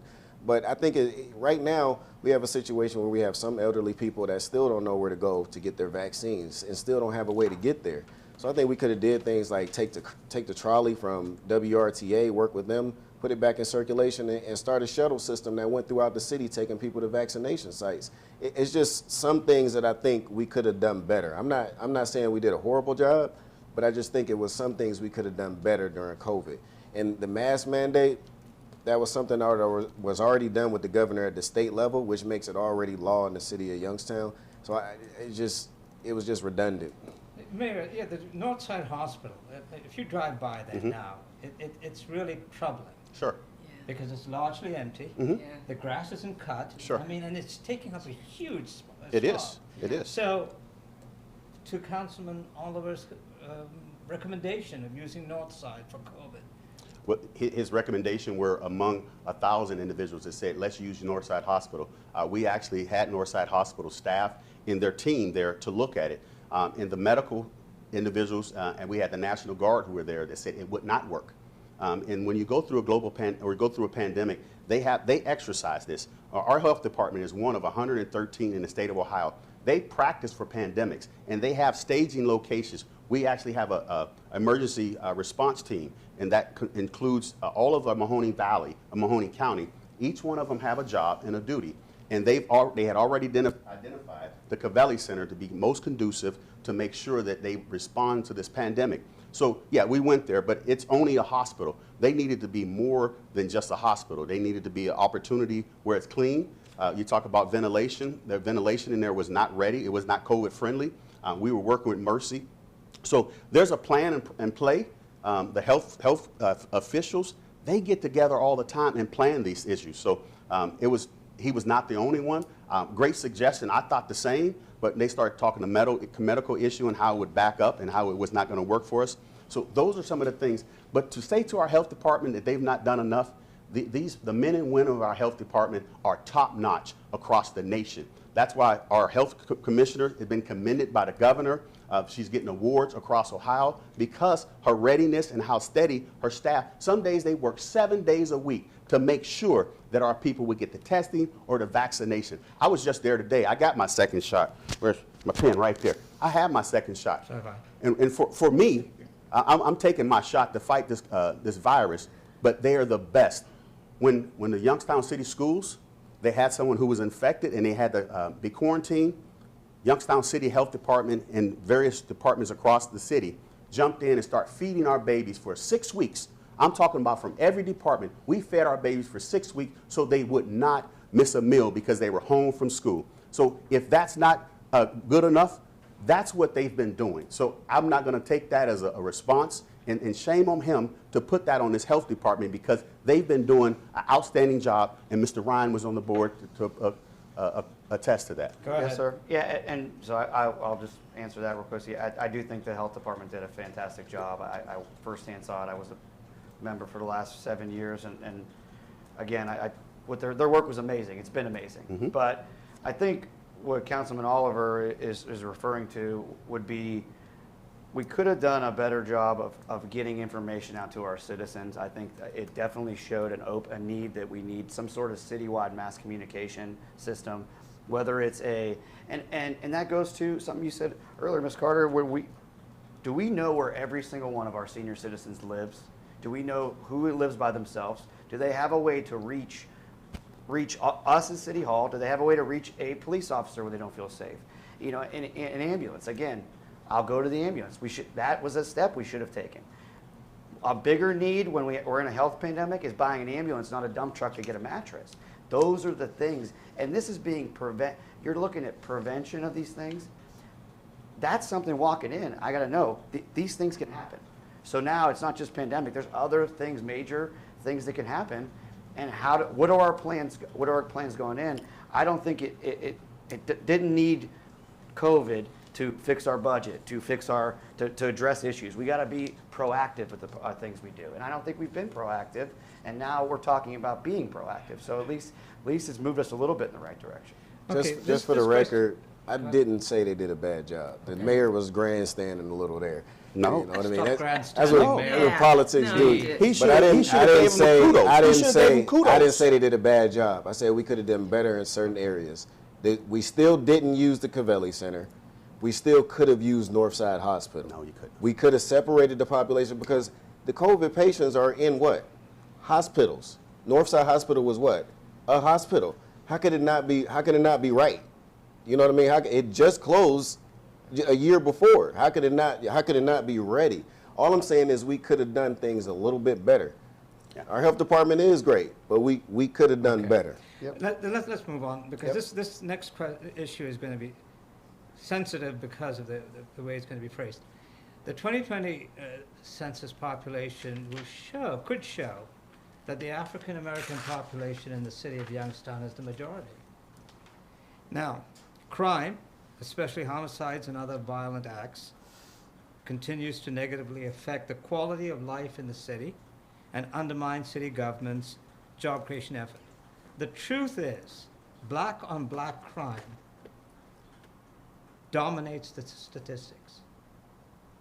How would you address the apparent dysfunction in the black community?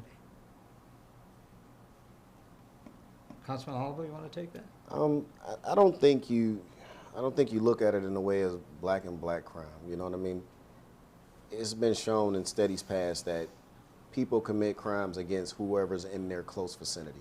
So whether it's white, whether it's black, whether it's Spanish, if you live within close proximity of me, you're most likely the one I'm going to be perpetrating crime on, no matter what.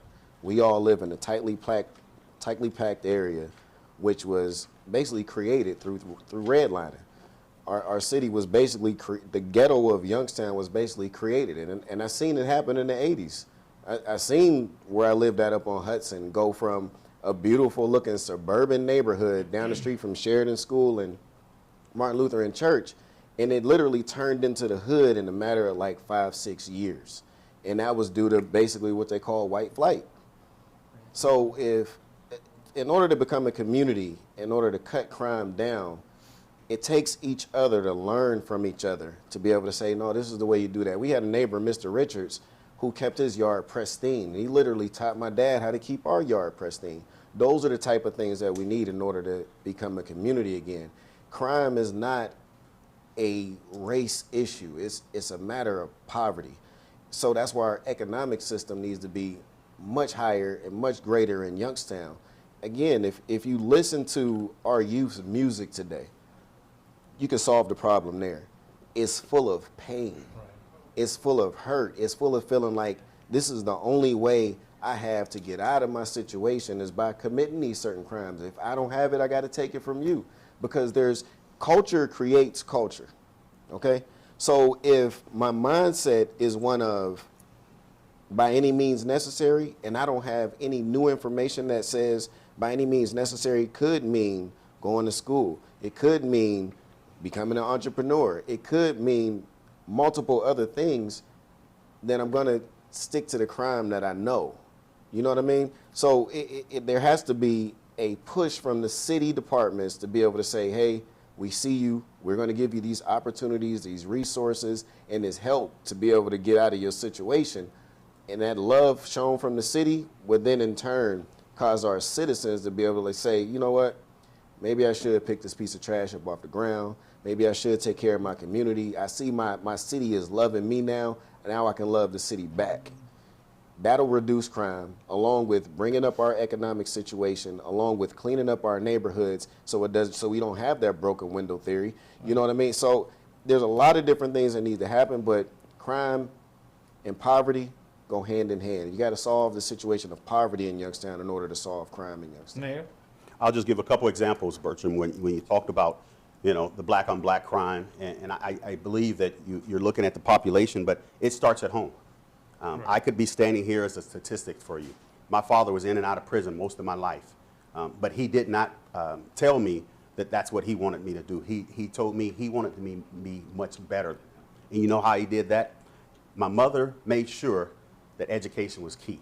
Academics and athletics. Academics was first. So if we're talking about, how do we get out of poverty, education is critical. It was no mediocrity for me growing up in my household. So those are some of the things that we've got to focus on. But there is there's hurt, and there's trust out there. And we've got to figure out how do we get to those young men early, and young ladies as well, early. Mm-hmm. So we've got to get to the root of the problem. When you talk about poverty, there's probably more than just one issue that causes poverty.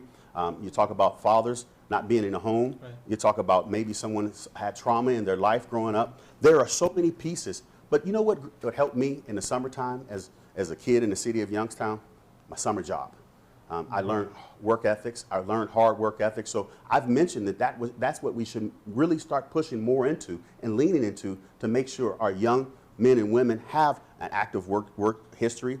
You learn some good skills there. You meet some great people. And I still have relationships with those that we have. So those are some of the key foundations to really get out there. But trust is going to be a big issue for us. We've got to show them, people don't care what you know until they know that you care. And we've got to really keep focusing on the care and getting it out there for them. Mr. Kelly? So to answer your original question, I don't think, I agree with Councilman Oliver. I don't think it is just driven by, crime is just driven by race, and it's just one race issue. I think I would agree with you on 2 points, I would say. Again, but you have financial insecurity, you have lack of education, you have income disparity. You can go all the way down the list of what the causes of crime could be. And again, we can't fix it all, but we have to bring everyone to the table. And when it gets to the point when you're 18, you're graduating, if you can empower them to be a business owner, but if your business fails because you don't have that next step of resources, you're maybe a life of addiction, life of crime. You're down a bad path. So we need to make sure that we are finding ways. What do we do best? What does the government do best? Is it facilitate funds? Is it find different pathways? Is it give them a space to open a business, or create jobs? Whatever it is, we need to get in the neighborhoods. We need to find ways that we could possibly make sure that they know where they access to resources. They know that we're involved, or some organization or some community leader or some faith leader is involved throughout the whole step. And you can't just say, oh, you know what, I gave a job, I'm good, I'm going to walk away. No. You need to make sure they got a career. Then they know how to be financially fit. Then they understand that they can own homes. They understand how they can own homes. They can understand how to invest. You need to look at every single problem to long term. How can they be successful and stay out of a life of crime?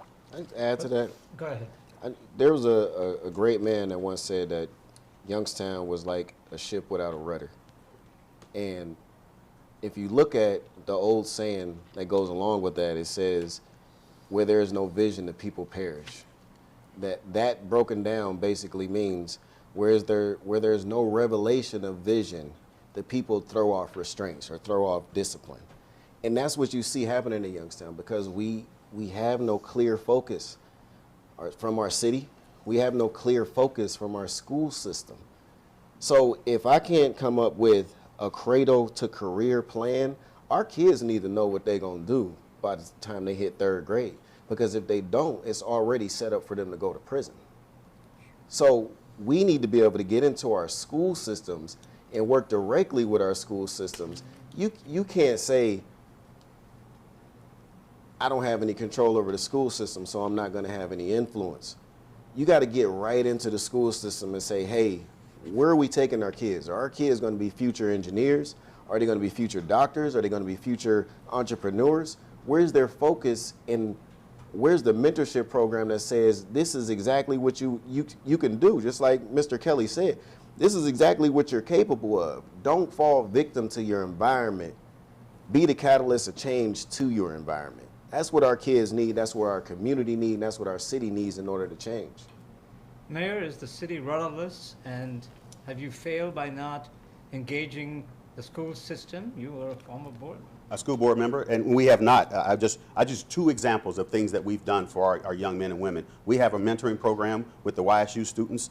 That's just one. So we've leaned in and engaged with that as well. The Obama Foundation has My Brother's Keeper. We had a My Brother's Keeper summit, and Councilman Oliver was there at the Cavelli Center, where we brought our young men in and start talking to them. And I talk to the CEO often, and they are moving in the right direction. So that is not the case, but it's going to take some time, and I think as we work and work with them, we'll work together with them and having a seat at the table and figuring out how we can help them get better with, like he says, our scholars. Rose, the last question from you. Whew. Well, is that? Man, I gave don't- you an you hour. don't You have got 2 one hour. hours, man. Wow. 2 hours there, I think. Or almost Yeah. 6 See hours. how time flies when you're having fun? Yes. Stop it. Yes. Stop it. My last question. What challenges are paramount for you and your administration when you take office? Remember, I heard you when you said that you're in the, you're not in the negative, you're not in the red any longer, but I do know that there are still debts out there. The debt that the city owes, there's something that has to do with the Cavelli Center payment, the amphitheater, the water department's woes. So when you say that you're not in a deficit right now, but yet still, I paid the electric and the gas today, but I still am going to have to pay my rent next week. So what's your challenges? And I asked Mr. Oliver and then Mr. Kelly, if that's Yeah. okay. Paramount, how are you going to deal with that? You talking about in specifically debt? Yes. Well, I mean, you're getting 88 million, right. So, so, yeah. here's the thing. I think that, number one, without our current finance director, who was just confirmed a little while ago, without him, the city would be in a totally bad position. Our finance department has done a great job of keeping the city above water and keeping things moving forward. A lot of the legislation that comes before city council comes from the finance department. I think with this 88 million, we get a chance to take care of some debts, but I don't think all the money should go towards that. The money should be used in tandem to boost our economic development department, to come up with a strategic plan for economic development, and even when it comes to job strategies out of economic development. If we're going to get jobs and industries that come to Youngstown, what kind of jobs are our people looking for? You know what I mean? Let's be specific. You know what I mean? If we're used to be a manufacturing town and we have a lot of, manufacturing experience, should we look for manufacturers to come in, or should we look for technology companies? But it's going to be key in order to handle debt moving forward, in order to have steady incomes coming into the city when it comes to tax dollars, to boost our economic development department to the point where we are a formidable city when it comes to competing for Amazons, keep competing for Googles and Microsofts. We need to become somewhat like Israel is when it comes to everybody's moving over to Israel because they empower their young people to invent, to produce things. So there's an environment where there's a guy from Youngstown in Israel right now with a accelerator program worth billions, and he's from Youngstown, and he has a connection to our Youngstown incubator. Those are the type of relationships we need to tap into. Those are the type of relationships that I have in order to be able to move Youngstown forward. Again, we have an opportunity from Taiwan to put a Foxconn plant here because of our American Makes place. You know what I mean? American Makes is one of the foremost when it comes to additive manufacturing. They said we would bring our plant here. The Consul General of Taiwan said he would do it. All it takes is the mayor going over and establishing that sister city relationship. It hasn't happened yet, but as mayor, I definitely will make it happen and finish the business that I went over there to start. Mr. Kelly? Yes, sir. So we have an unreliable system. We need to make it reliable. We need to have a system that works, whether you have $5 or you have 500 million. We have to get efficient. We have to look at what departments, and get that through management, through your department heads, your management, all the way down. Let's sit and let's see where are we lacking efficiency. When you get that and you build that foundation, at that point then you could start attracting business. You have to grow from within, and then you start attracting. You try to figure out what resources you can get to maximize your own businesses within the city. So you have to start at home, Build a foundation that's ready to thrive for 20 plus years. Don't try to fit what we're currently doing, fit $88 million into that, because what you're going to do is you're going to have a bunch of wasted heavy equipment laying around that's not going to work because we're not examining the process through which we're doing it. And we can't say for sure we are because we have no data. We're not measuring any. We have no true data that's measuring what's moving our decision making. There's no innovative approach to it, like are we putting sensors on our trash trucks to examine our quality of roads. These are things that we could be using. When you talk about how we want to be an innovative city, what are we showing to be innovative? It starts with technology. It starts with innovative ways for your residents to reach your city. And that's where we're lacking. So if we can get our house in order first, then we could start bringing in these other businesses, but they want to know that they're partnering, and we should know that we're partnering with a city that we are buttoned up, we are pro-technology, we are pro innovation, and so if we're not doing that within our own walls here, then how can we promote that throughout our whole residents in our city? Mayor? What I would recommend to anybody that's out there listening, go to the city's website. Our year-end report is there. Since I took over as mayor, each department, we started with metrics. You can't manage what you can't measure. And we've been doing metrics from each department. And this year, we came out with a year-end review. From May of 2017 to December 2017, there was 20 plus individuals hired in the city of Youngstown. Those are FTE, full-time employees hired after I won the primary. So I started at a deficit as the mayor of the city of Youngstown with more people than that started in May of 2017. So now we got to figure out how do we have individuals leave through attrition. But what I've been proud more than anything, I brought an outside auditor in to look at our books, to see where they were. And it's proved to benefit us so well because we're not spending money on things we want. We've been spending money on things we need. We realized that we were just buying trucks and equipment for no reason because we had it in the budget. And that's how we've been able to take what our deficits were and make it a plus and a surplus. The 88.6 is nothing compared to what I'm talking about the general. The general and the 88.6, I'm making a recommendation that we have a compliance officer just to deal with the $88.6 million. That's a set aside. That's just in another fund. This is not our day-to-day operations. One of the things I want to also, and I think council's in a agreement with me, a central purchasing agent. Someone in central purchasing in the city of Youngstown. We buy tires, we buy paper, we buy vehicles. We need to collectively pull our dollars together for central purchasing, and I think we can do that with the county as well. We can pool our resources even stronger. So the tire company who has that opportunity, they need to compete for our work and our business. The last thing I'll leave is with this thought. Not my fault, but it's my responsibility. And for the last 3 years, 4 months, and 20 days, I've been taking responsibility for some past of the ills of the past on other administrations. No, we have. I know. I've been here a long time. We're not done yet. I have one final question, and then we'll have closing arguments. The final question is about politics.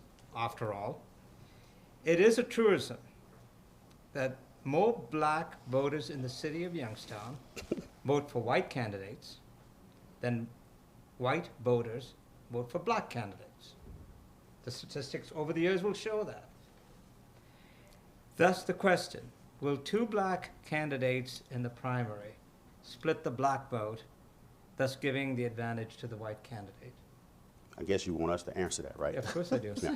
I can tell you, if you look at the abstracts, you're so true. It's called a one-shot. Yep. Individuals will go in and vote just one individual. Now, Councilman Oliver and I, we're going to be competing with some of the same people we know from church, from the barber shops, from the beauty shops, yep, from the grocery shop. So just a real quick answer, that's true. That will happen. But I believe if you look at my abstracts over the years, and what we're going to do is we're not leaving any vote unturned. We're making sure all 7 wards, we'll make sure that we're out there campaigning. By May 4th, they'll know Jamel Brown is the right leader for this community to lead in the next future. Mr. Kelly, when you saw two black candidates in the race, did you sort of have a celebration? No. I mean, again, because what it comes down to is, I'm not trying to be the mayor of half the city. So in the end, we don't need division. We need to unite to solve these issues and look long term. I didn't make my decision to run at 11 a.m. when I decided, oh, Julius is running now. We have 2 minority candidates. I'm going to run. I'm going to be the white guy that steals Yeah, it. you did. Okay. 2 weeks before the filing deadline. Yeah. So And again, somebody picked them up for you. You got that phone call, hey, Julius just and filed. that wasn't where my decision came from. My decision came from I've never looked at something that we're not doing a good enough job or we need change and then waited for someone else to do it. We're not. We're not doing a good enough job. And it's time for a different look, different view, different approach. Look. It's not working. It's not working. That's clear. If you think this is working, if you could say and look everyone in the eye and say that what we're doing is working, then then you have a failed mentality. Because we need change. We need different. I want to keep people here. I want to raise my family here. I'm not putting my family's future in someone else's hands that clearly we're not capable of doing it. And that's not an attack on any individual. It's more of the mentality we've had. And I don't have experience with that mentality. I want to look at new, innovative ways. So you feel that you can do a better job? I feel that we could do a better job. I feel that we can do a better job. Councilman Oliver. Listen, the reason I decided to get into this race, Mayor Brown actually convinced me to run for mayor. Oh. We Got your had confidence. a little sit down, and from the result of our sit down was I'm definitely running for mayor. I say that to say this. I think this race ultimately is between Mayor Brown and I. I think Mayor Brown has performed well in some areas, but I think he's failed miserably in a lot of different areas. Mr. Kelly, with all due respect, I don't feel like his run is genuine at all. I feel like he's been put in this race, literally, just like, hey, Julius just filed. You better get down there. You can split now.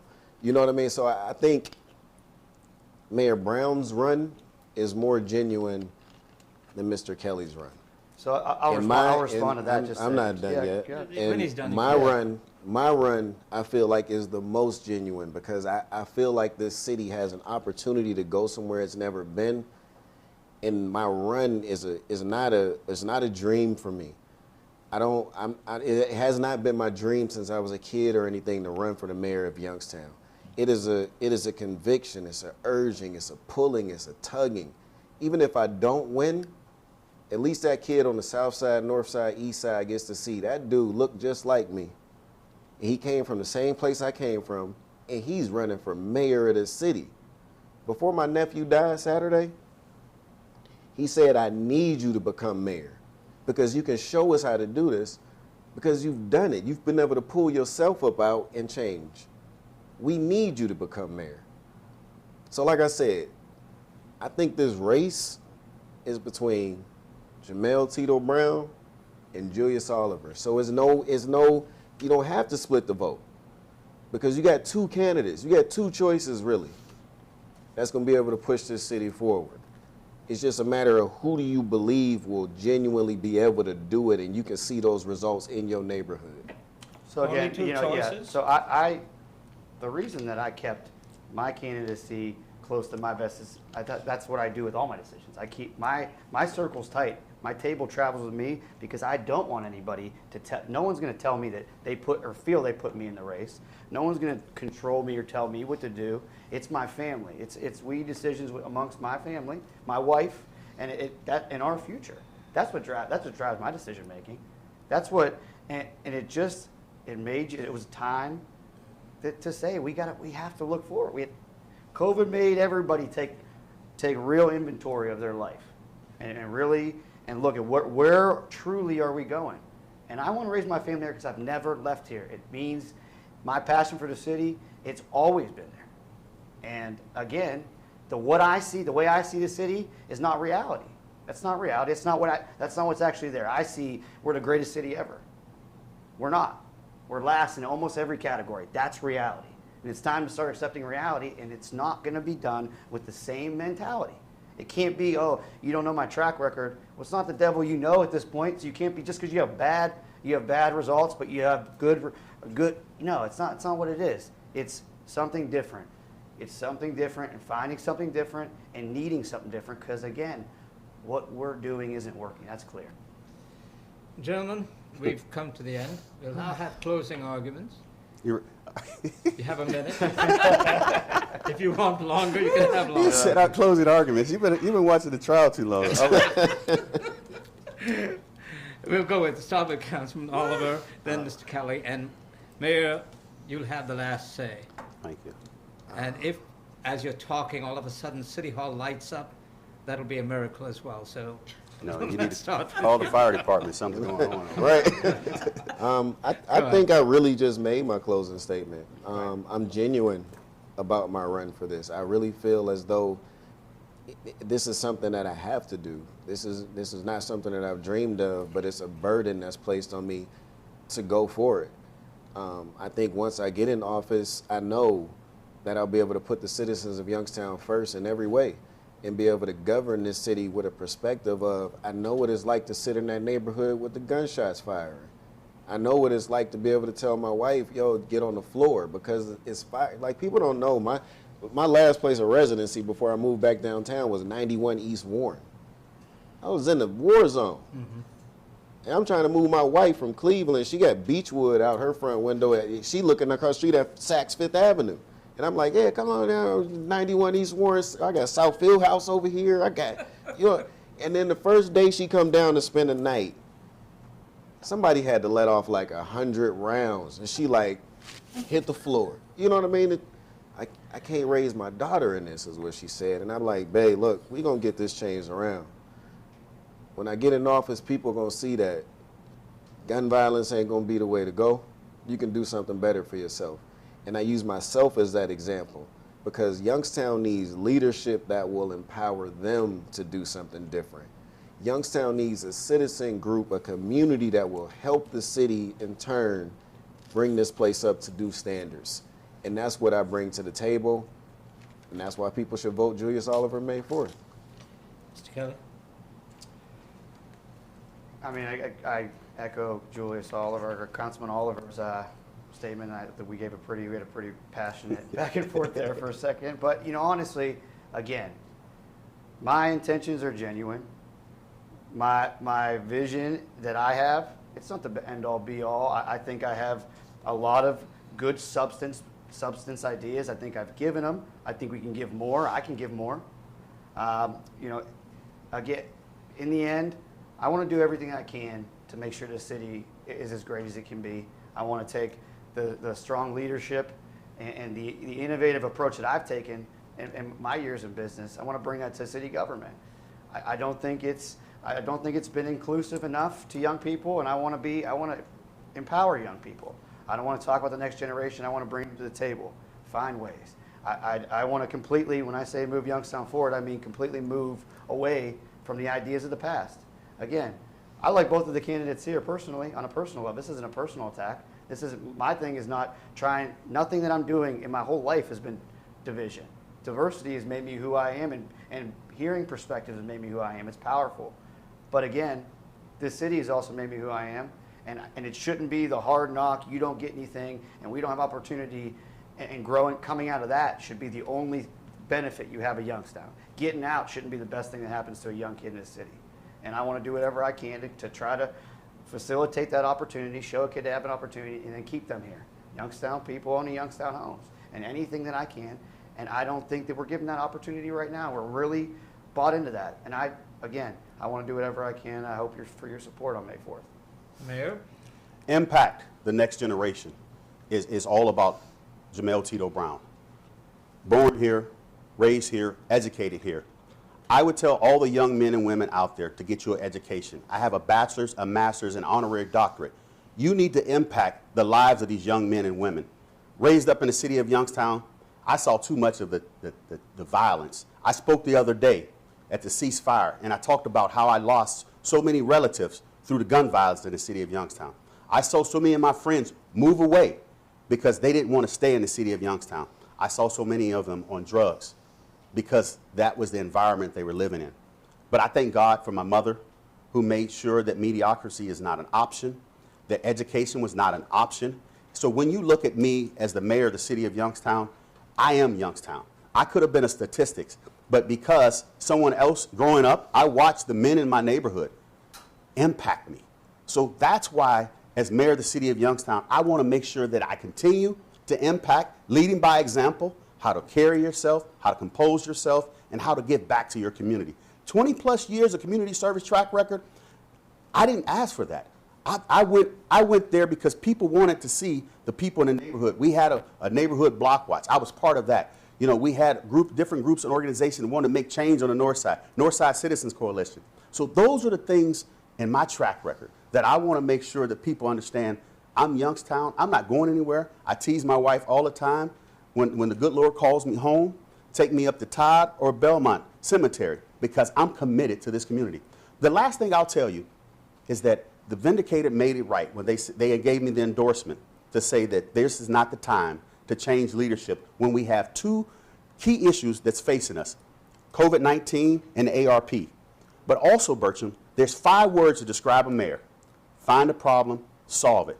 When I came in day one, there were problems sitting on my desk, and we've been working for the last 3 years, 4 months, and 20 days to solve those problems.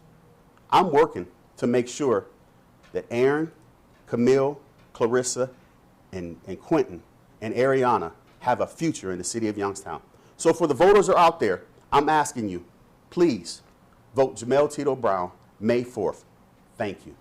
Well, we've come to the end of what has been an exciting reviewing debate. The mayor didn't think it would last 2 hours. Guess what? It's 2 hours and 10 minutes. The goal was to raise issues that many people would find uncomfortable or unfair. I want to thank the 3 candidates for the Democratic nomination for mayor. Thank you. Incumbent Mayor Jamel Tito Brown, Councilman Julius Oliver, and small business owner Ryan Kelly. Good luck to each of you, and may the best man win. The winner of the Democratic primary will face at least one candidate in the general election. Republican Tracy Winbush, who is unopposed for the Republican nomination for mayor, has been an apologist for Donald Trump. She was invited to be on in this debate, and she declined. I also want to thank Robert McFerrin, who was manager and creative director of Triad Production Group, who produced tonight's debate. Robert is the former art director of the Youngstown Vindicator, whose talents can be seen in the design of my book, which he did free, by the way. Oh. I would also like to acknowledge the talent and dedication of Andrew Kunkel, cinematographer, VX Arts Director with Triad, who served as technical director for tonight's debate, and Megan Christensen, editor of special effects and animation for Triad, who served as floor director. Last, but certainly not least, Not at all. I would like to thank Rose Carter, whom I've known for many years, and has been dedicated all her life to the city and this community. Thank you, Rose. Thank you. I also want to thank Cindy Rickard, who was not able to be with us tonight, is recovering from surgery, but has been, and she served also as editor of my book. 3 years for her again. Tonight's debate will be rebroadcast on www.scribblergroup.com, the Scribbler Publishing Group's website. To our viewers who submitted all the questions and comments, we will post those on our website, and we will also forward them to each of the candidates so that they can know what you're asking about, know what you're talking, and perhaps respond to that. Okay. Yep. Thank you very much. Thank you. Good night. Thank you. Thank you. Bertram, thanks for having us. Well, Rose, it's thanks fun. for having us. Carter, thank you, Bertram. Thank you. Thank you. This was really good fun. Wow. This was the most fun debate. Yeah.